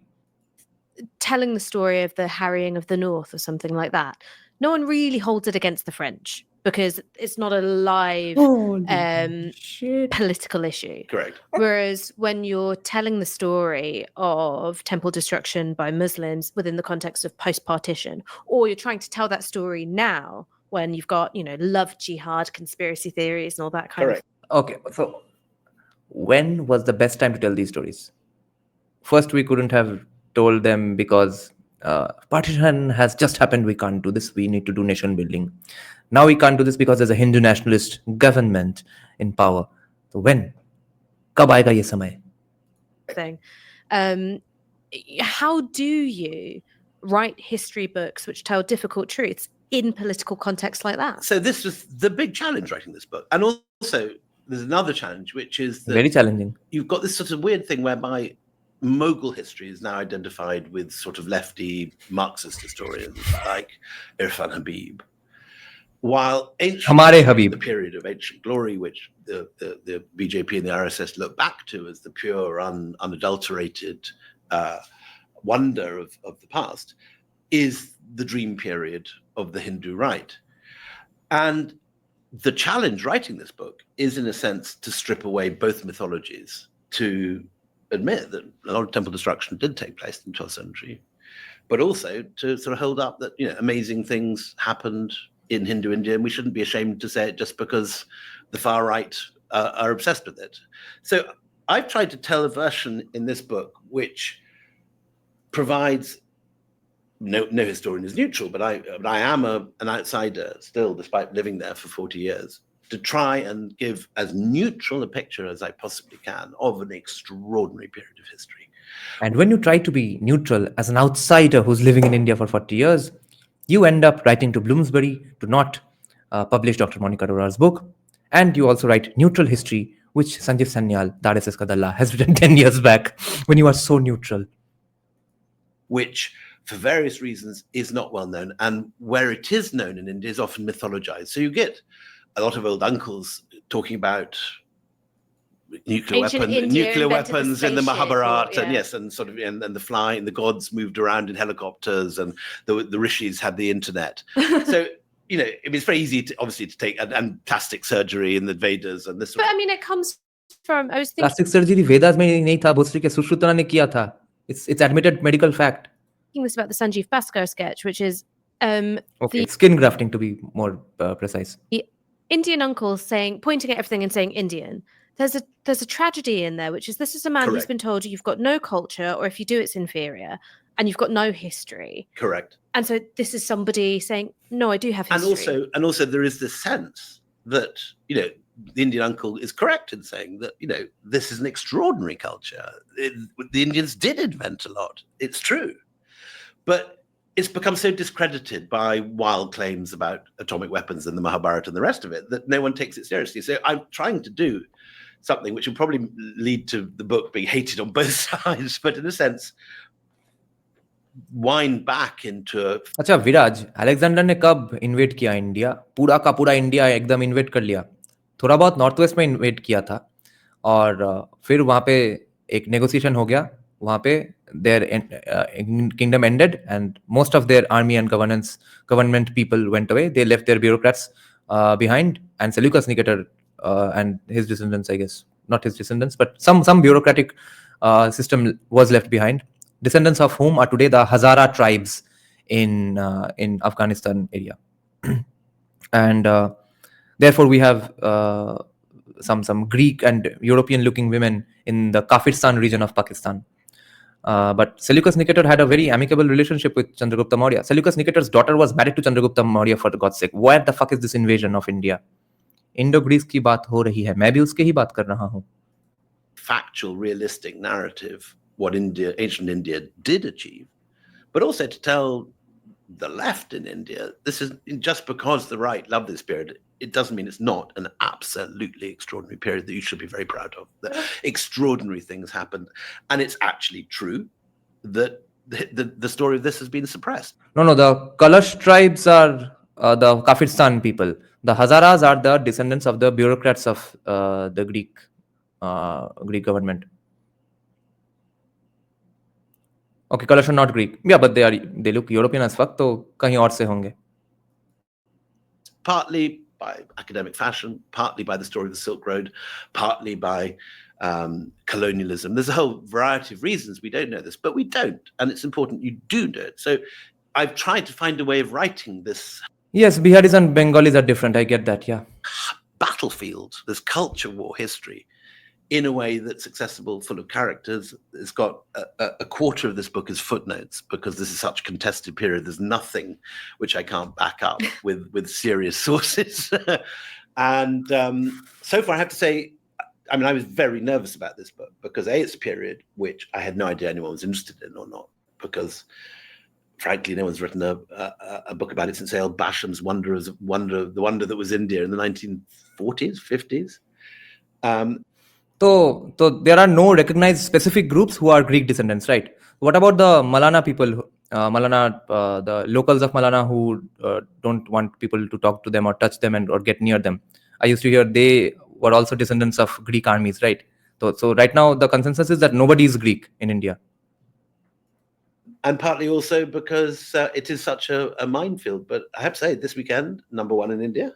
Nice. And #4 in Britain. So far, so good. I mean, I've got one last question for you. I mean, we were joking about rhubarb and that my brain just was completely scrambled by finding out that it was from India.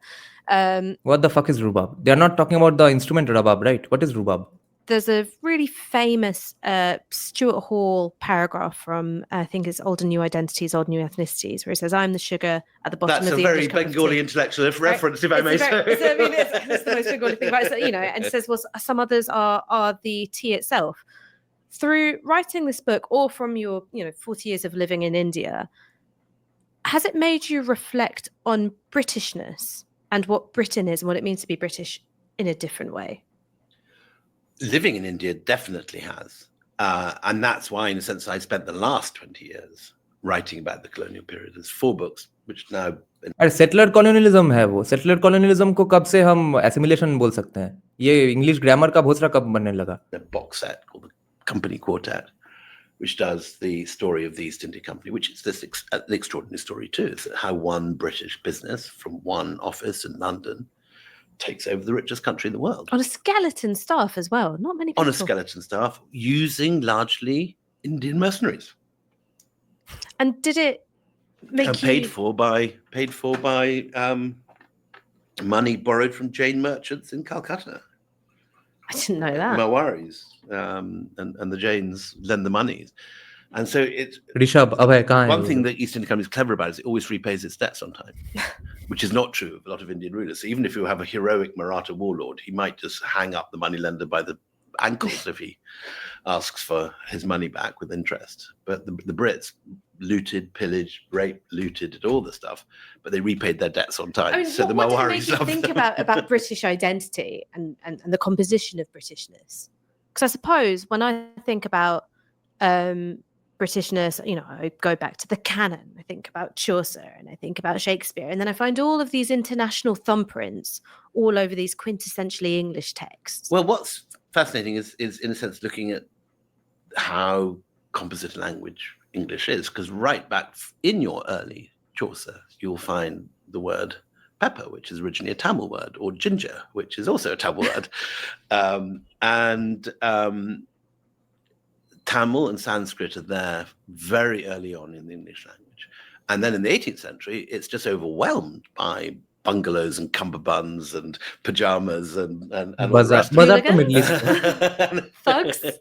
Thugs, definitely.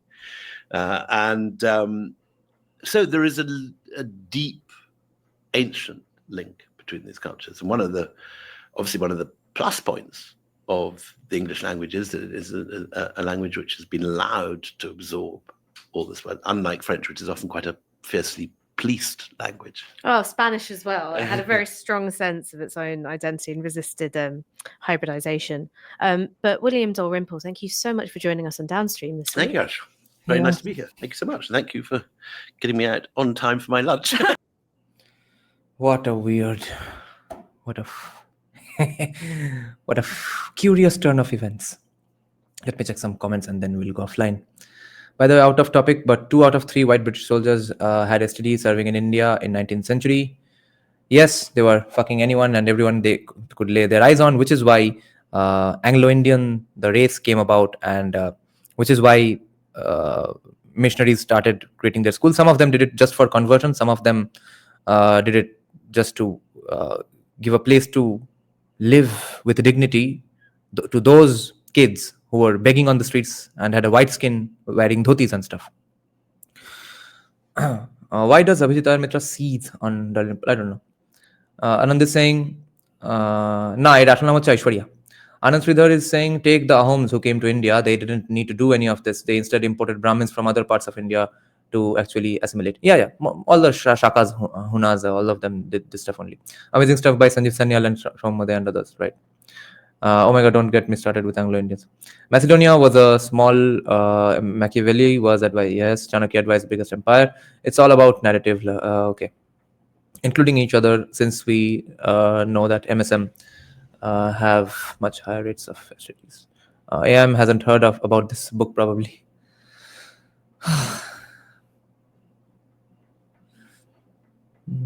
Any more questions? I am inclined to discuss some portions of the Land of Seven Rivers, guys. Why am I frozen? What the fuck? Am I frozen? Is my audio coming? Let me just find out some interesting sections from Land of Seven Rivers, okay?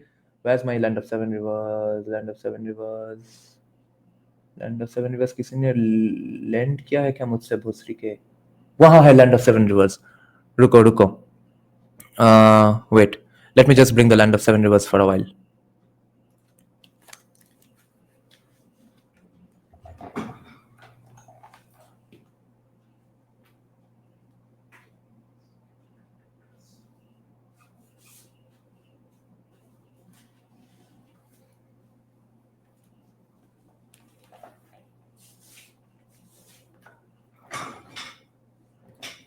Yes, polymers, they can do it because Thomas Aquinas made it possible for them to do so.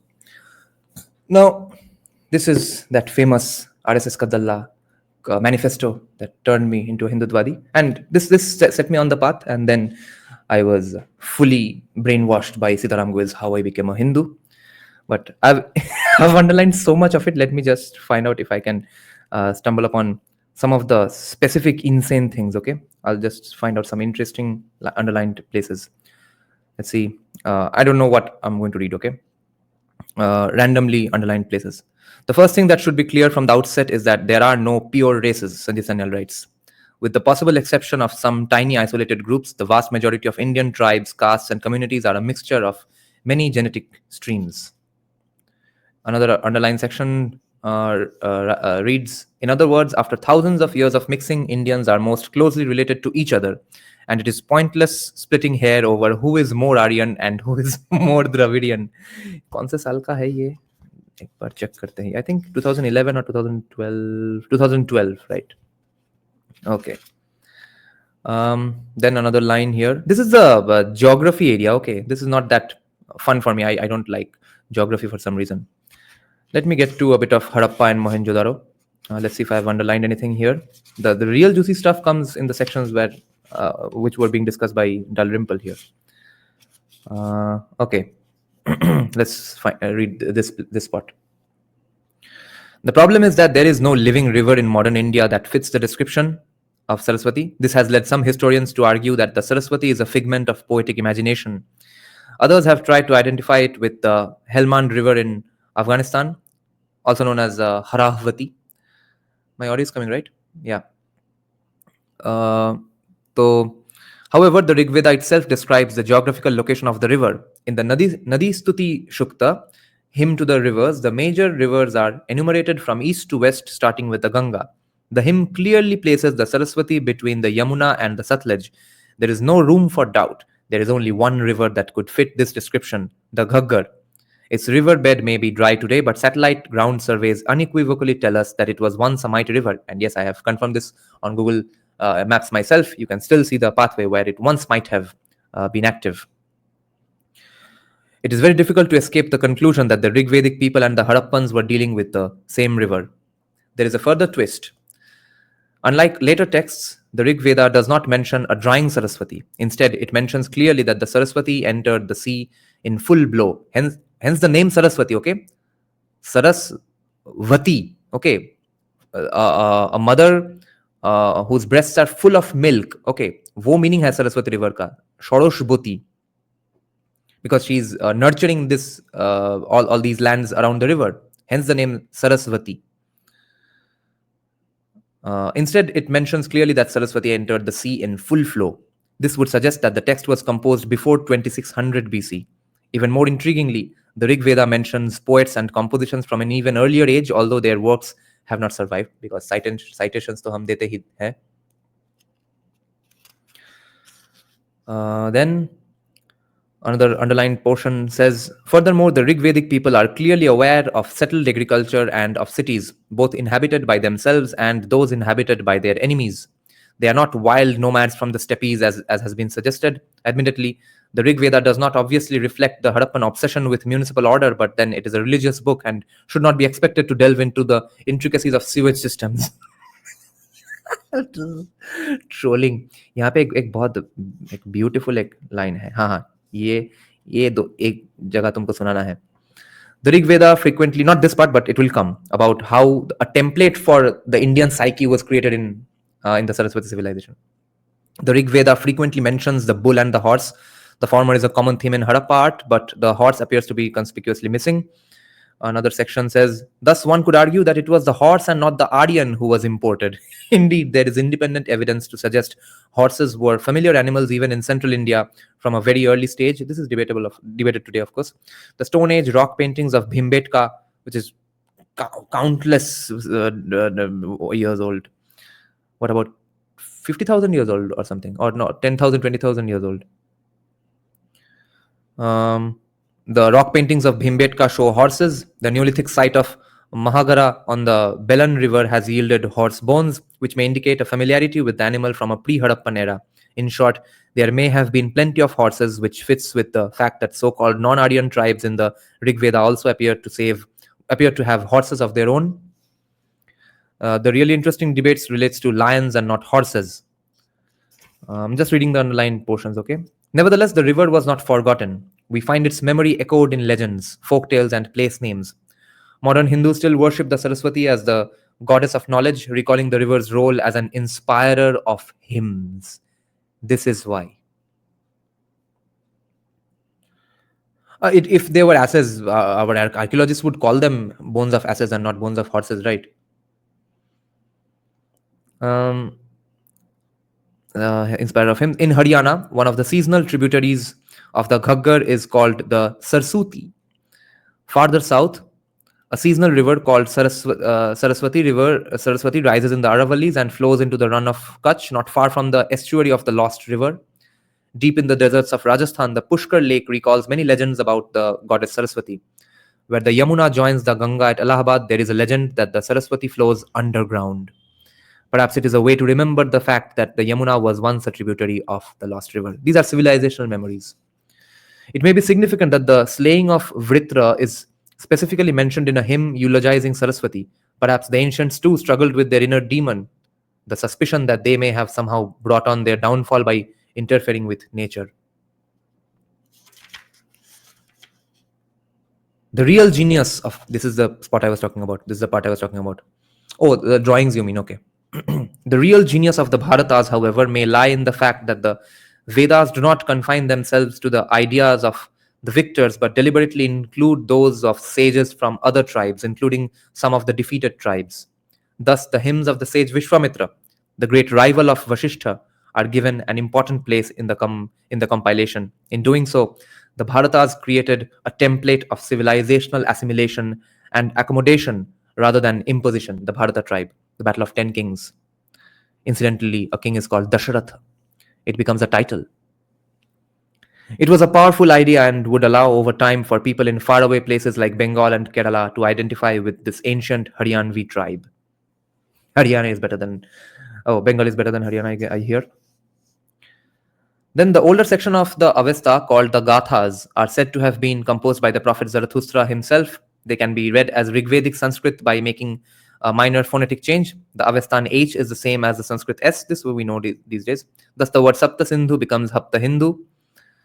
Shinto is Hindu, or Hafta Vasuli, Sapta Vasuli, Ahom, Assam, etc. Another interesting indicator of the sequence of events is the use of terms Deva and Asura. In the Rig Veda, the terms apply to different sets of deities and do not have clear connotations of good and bad. The god Varun, for instance, Varun, Sanyal's son's name, the god Varun, for instance, is described as an Asura. However, in later Hinduism, the Asuras would be identified as demons and the Devas as the gods. In contrast, Devas refers to demons in the Zoroastrian tradition of Persia, while the word Asura is transformed into Ahura Mazda, the great lord. Since the Deva-Asura dichotomy is not clear-cut in the Rig Veda but becomes very distinct in later texts, it is reasonable to argue that these opposing sets of meaning came to be attached at a later date. What caused this separation? Did the Parsu have a religious dispute with the Bharatas? As they moved into the Middle East, was the Persian nomenclature influenced by the Assyrian god called Asur? One may never know for sure, but these are some more intriguing possibilities. Like Hindus, the Yazidis believed in reincarnation and avatars. They pray facing the sun at dawn and dusk and have a system of endogamous castes. No Manusmriti. Their temples with canonical spires look strikingly similar to Hindu temples. The peacock angel, Tawese Melek, plays a central role in the religion. The peacock is a native to the Indian subcontinent and is not found naturally in Yazidi lands. Is it possible that the Yazidis have somehow preserved an ancient link to India because they were slaves taken away, Hindu slaves taken away by Muslim kings, which is why most Yazidis look like people from Mumbai and stuff? Indeed, the Yazidi themselves have a tradition that they came to the Middle East from India about 4,000 years ago, around when the... Oh, okay. I heard that they were slaves, taken as slaves as well, around when the mature Harappan civilization would have begun to disintegrate, or perhaps the Battle of the 10 Kings took place. Does one of these events explain the spread of R1A1 gene, the genetic lineage that we have discussed in the previous chapter? The world of the Harappans and the Rig Veda dissolved as the Saraswati died. No matter what one thinks of the Harappan Vedic debate, two things are clear. First, geography and the forces of nature played an important role in the evolution of Indian history. Second, the subcontinent has witnessed a great deal of migration and churn. People, ideas, and trade have moved in different directions at different points of time and for different combinations of reasons. It is very different from the conventional view that Indian history is only about unidirectional invasions from the northwest. We now turn to India's second age of urbanization, centered in the Gangetic plains and recalled in the great epics. The Age of Lions, this chapter is called. Let me find some interesting places. This is not important. Interesting example of... The Ramayana is traditionally said to be the older of the two texts. Although some scholars dispute this, there are several versions of the epic, including versions that remain popular in other parts of Asia. The most prestigious and possibly oldest version, however, is the one composed in Sanskrit by the sage Valmiki. He was a former brigand as well as an outcast, someone we would call today a Harijan or Dalit, that is a member of the lowest castes.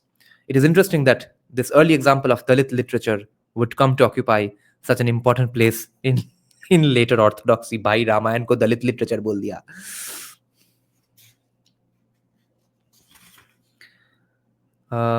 It's such an evocative landscape that it is likely that Valmiki either visited it or had heard detailed descriptions of it from merchants plying the Dakshinapath or southern road.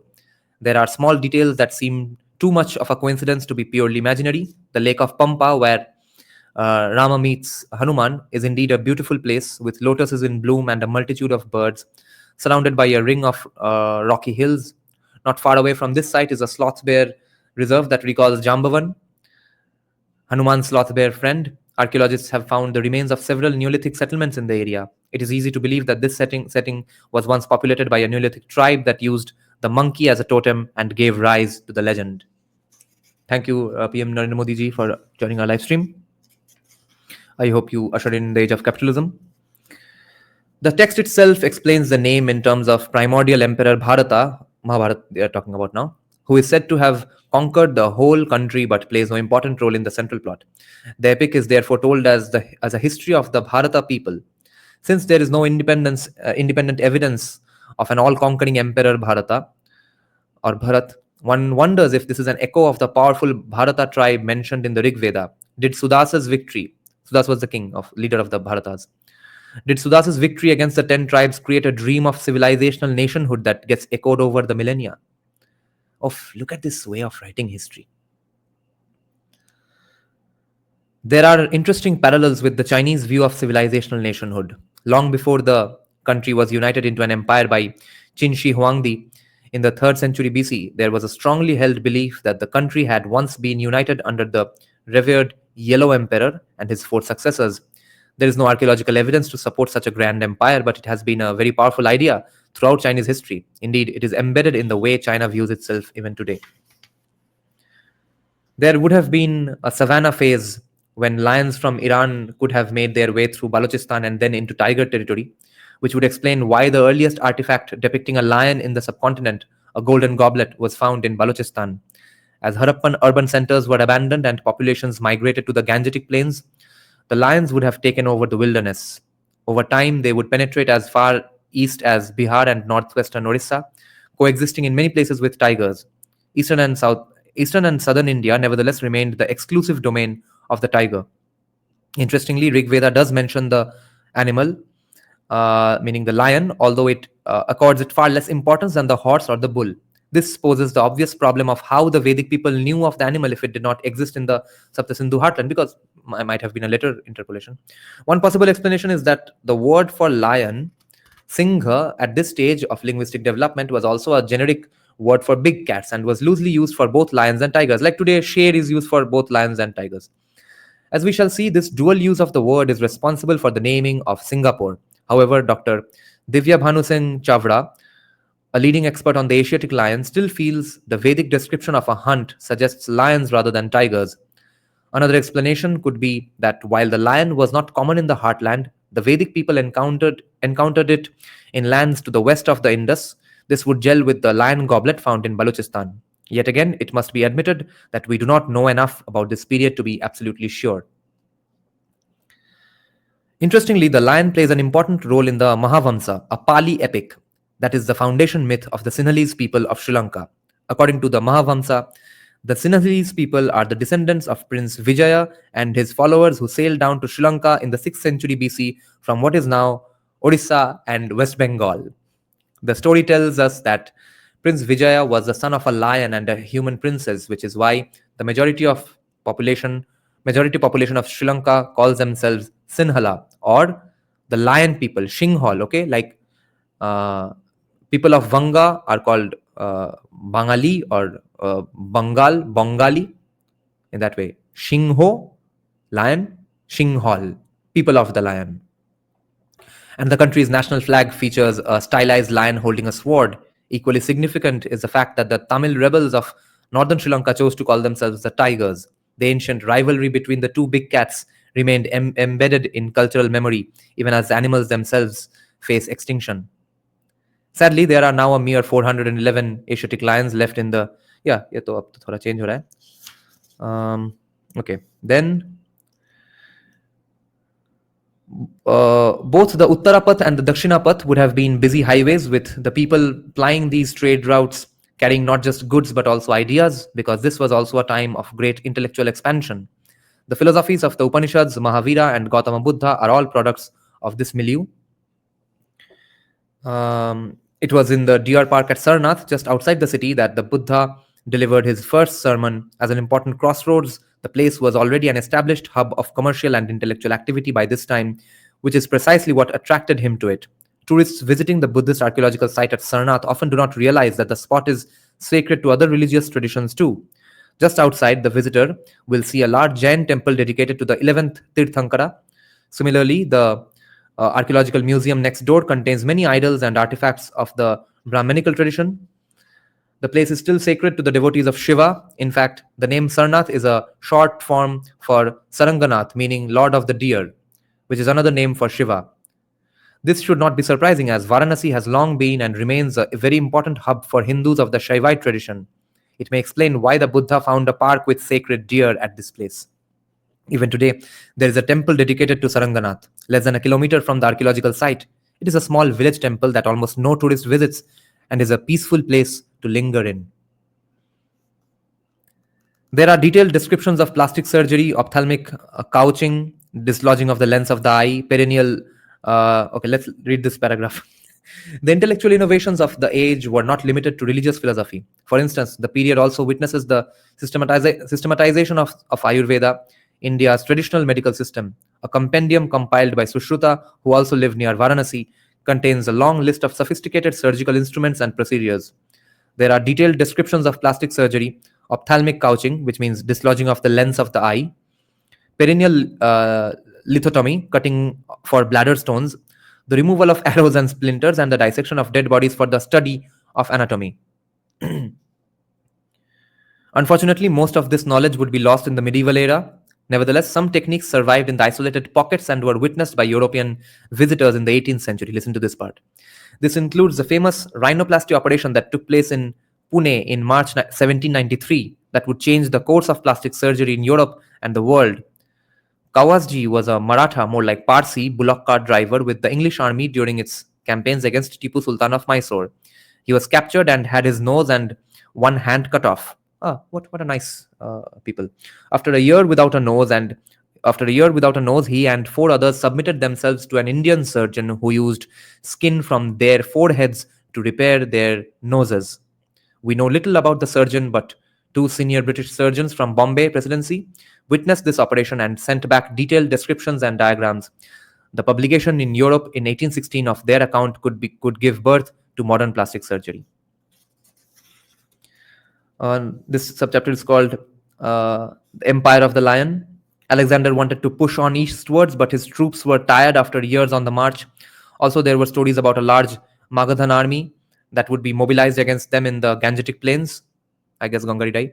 With this army in virtual mutiny, Alexander was forced to turn back. However, he did not go back the way he had come, but fatefully chose to sail down the Indus under the mistaken belief that the Indus constituted the upper reaches of the Nile. The Macedonians thought that if they just sailed down the Indus, they would end up in the Mediterranean. The lack of geographical knowledge proved deadlier than the sword. Nearchus, Alexander's admiral, tells us that Indians wore clothes made from white cotton. The lower garment reached below the knee, halfway to the ankles. The upper garment was thrown over the shoulder and a turban was worn on the head. Nearchus was describing the dhoti and angavastra, clothes that have been worn since Vedic times and continue to be worn even today.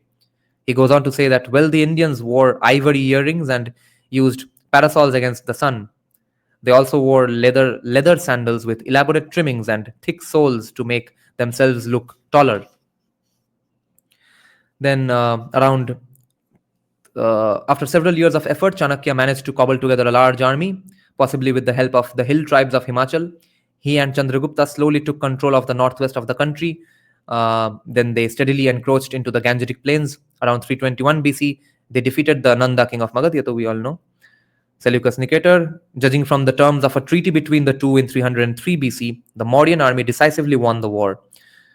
Chandragupta gained control over Balochistan and Afghanistan. Seleucus also gave his daughter in marriage to a Mauryan prince, perhaps Chandragupta himself. Unlike the empires of Alexander and the First Chinese Empire, the Mauryan Empire lasted at least 3 generations as a complete unit. The hill on which he spent his last days meditating and fasting is still called Chandragiri in his honor.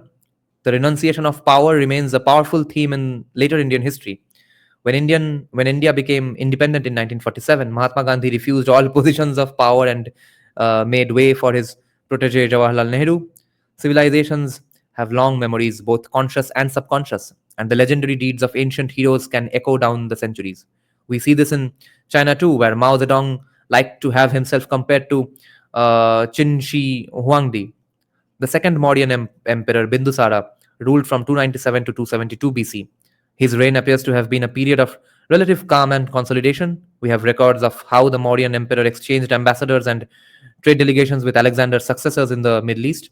There is a tale that the second emperor, Bindusara, asked Antiochus of Syria for figs, wine, and a Greek teacher of rhetoric. Antiochus sent the figs and wine but refused the last request on grounds that Greek law did not permit the sale of scholars. There appears to have been a succession struggle on Bindusara's death. The winner of the fratricidal struggle was Ashoka, who was crowned in 268 BC. He was not his father's chosen successor but would rule the empire for 40 years. In 260 BC, Ashoka would expand the empire for one last time to include Kalinga. He now ruled the whole subcontinent except the small kingdoms. But let me get to the more insane stuff. This, though, we all know these days. The Mauryan lions and pillars were mostly made from sandstone quarried at Chunar near Varanasi. It's, I think, in the Mirzapur district, where the Ganga nudges the Vindhya range. We now know the exact location of the quarries to the southwest of Chunar Fort, close to the famous Durga temple. There is an article, if you find it on the internet. The stone used to carve the Sarnath lions, modern India's national symbol, would have made this journey from quarry to workshop and then to Sarnath. I found several stone carvers who still work the Chunar sandstone in and around Varanasi. Yes, it's still there. Some of them were carving lions to adorn homes and temples. Somehow the new sculptures all have the characteristic grin that one sees on the Mauryan lions. Is this conscious choice or just the unconscious weight of history? Scholars like John Irwin argue that some of the Ashokan columns may actually have been put up by his predecessors and that Ashoka had merely added his inscriptions to them. Ashoka held on to power for too long. Despite his protestations about following the path of righteousness, he was unable to give up the trappings of power even when he was too feeble to rule effectively. Contrast that with the attitude of his grandfather and Chanakya, the founders of the empire. The problem of aging rulers would haunt India through the centuries. By the time the Mauryan Empire was established, the second cycle of India's urbanization had been underway for a millennium. Takshila in the northwest was not just a vibrant city but an important intellectual hub. In the east, Tamralipti, our Tamluk, where Shubhendu Adhikari is an MP from, or is an MLA from, was established as a major port. It is likely that Emperor Ashoka sent his son Mahindra on a mission to Sri Lanka from there. The site is located across the river from Kolkata and is not far from the port of Haldia. The name Tamralipta means full of copper. Tamra se lipt hua, and may have originally been linked to export of copper goods. Archaeological excavations have revealed punch-marked coins from this period. As we will see in the next chapter, the port would evolve into an important international trading hub in subsequent centuries, and maybe the son of Tamralipta will do this again for Bengal. Where is it mentioned that Ashoka became Buddha before Kalinga War? In some inscription only. I don't remember if I've underlined that or not, so I might have passed that by already. Chunar Fort has now been converted into a jail. It used to be, people used to say that anyone who gets hold of Chunar Fort will be victorious in any war because the way it's positioned, you can see three directions from the top of the fort. The imperial capital of Pataliputra, of course, was the most important city in the empire. Megasthenes, the Macedonian ambassador to Chandragupta, tells us that Pataliputra was surrounded by massive wooden palisades with 64 gates and 570 watchtowers. The city was shaped like a parallelogram, 14.5 kilometers in length and 2.5 kilometers in breadth. Lots of descriptions. Megasthenes tells us that he had seen all the great cities of the east, including Susa and Ekbatana, but that Pataliputra was the greatest city in the world.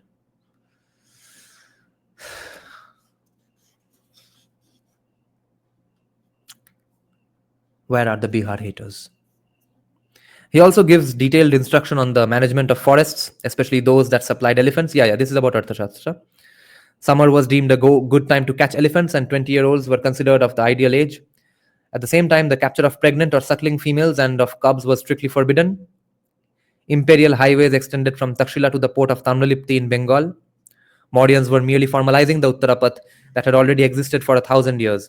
The Macedonian ambassador Megasthenes very likely used it to visit the imperial capital of Patliputra. As discussed earlier, this highway survives as NH1 between Amritsar and Delhi and as NH2 between Delhi and Kolkata. And I've ridden my bike on that. Meanwhile, the sea routes were gaining in importance. We know that by Mauryan times, there was coastal shipping between Tamralipti in Bengal and Sri Lanka. Links with Southeast Asia were also being established. It is likely that the ships initially hugged the coast, but as we will discuss in the next chapter, nautical skills and shipbuilding technology were soon advanced enough to allow merchants to directly cross the Arabian Sea and the Bay of Bengal. Mauryans introduced an important innovation, the use of columns and rock inscriptions to record their presence. It is remarkable how this chain was deliberately sustained not just by Indian kings but also by rulers of foreign origin. It is as if these kings were conscious that they were just a moment in the history of a very ancient people and they wanted to record their place in it. One of the best places to experience this is Girnar Hill in Junagadh, Gujarat. At the foot of the sacred hill, there is a rock outcrop with an Ashokan edict. More than 3 centuries later, a Saka, that is a Scythian king called Rudradaman, added his own inscription next to it. The second inscription records the restoration of the Sudarshana reservoir. As we shall see, Junagadh would be the focus of important events when India gained independence in 1947. Barely an hour's drive away is Gir National Park, the last refuge of the Asiatic lion. Now, the age of merchants, this chapter, okay? The imperial court, with the collapse of Mauryan hegemony, the outer edges of the empire. No, let's do a separate live stream on this because there's insane amounts of things I have to get through. Then why waste it here? Let other people know that I'm going to discuss this sections of this book, okay? आजकल कोई अपने नए नाम से नहीं आता. Okay, then let's end the live stream here. We'll do a separate live stream on just sections from Land of Seven Rivers as a nostalgia trip. Okay, then thank you for joining the live stream, guys. Good night. This was a lot of fun.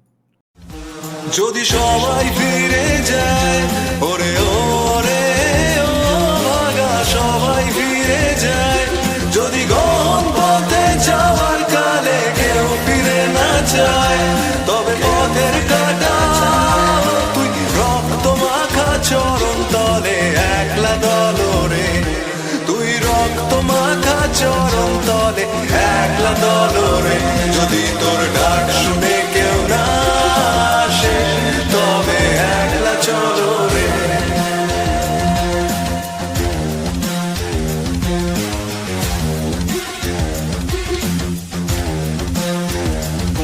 যদি আলো না ধরে ওরে ওরে ও ভাগা আলো না ধরে যদি ঝড় বাদলে আধার রাতে দুয়ার দেয় ঘরে তবে বজ্রা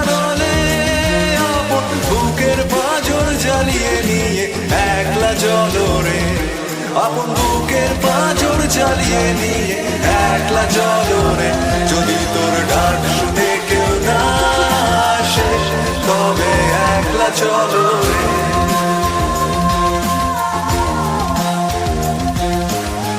একলা চলো একলা চলো একলা চলো একলা চলো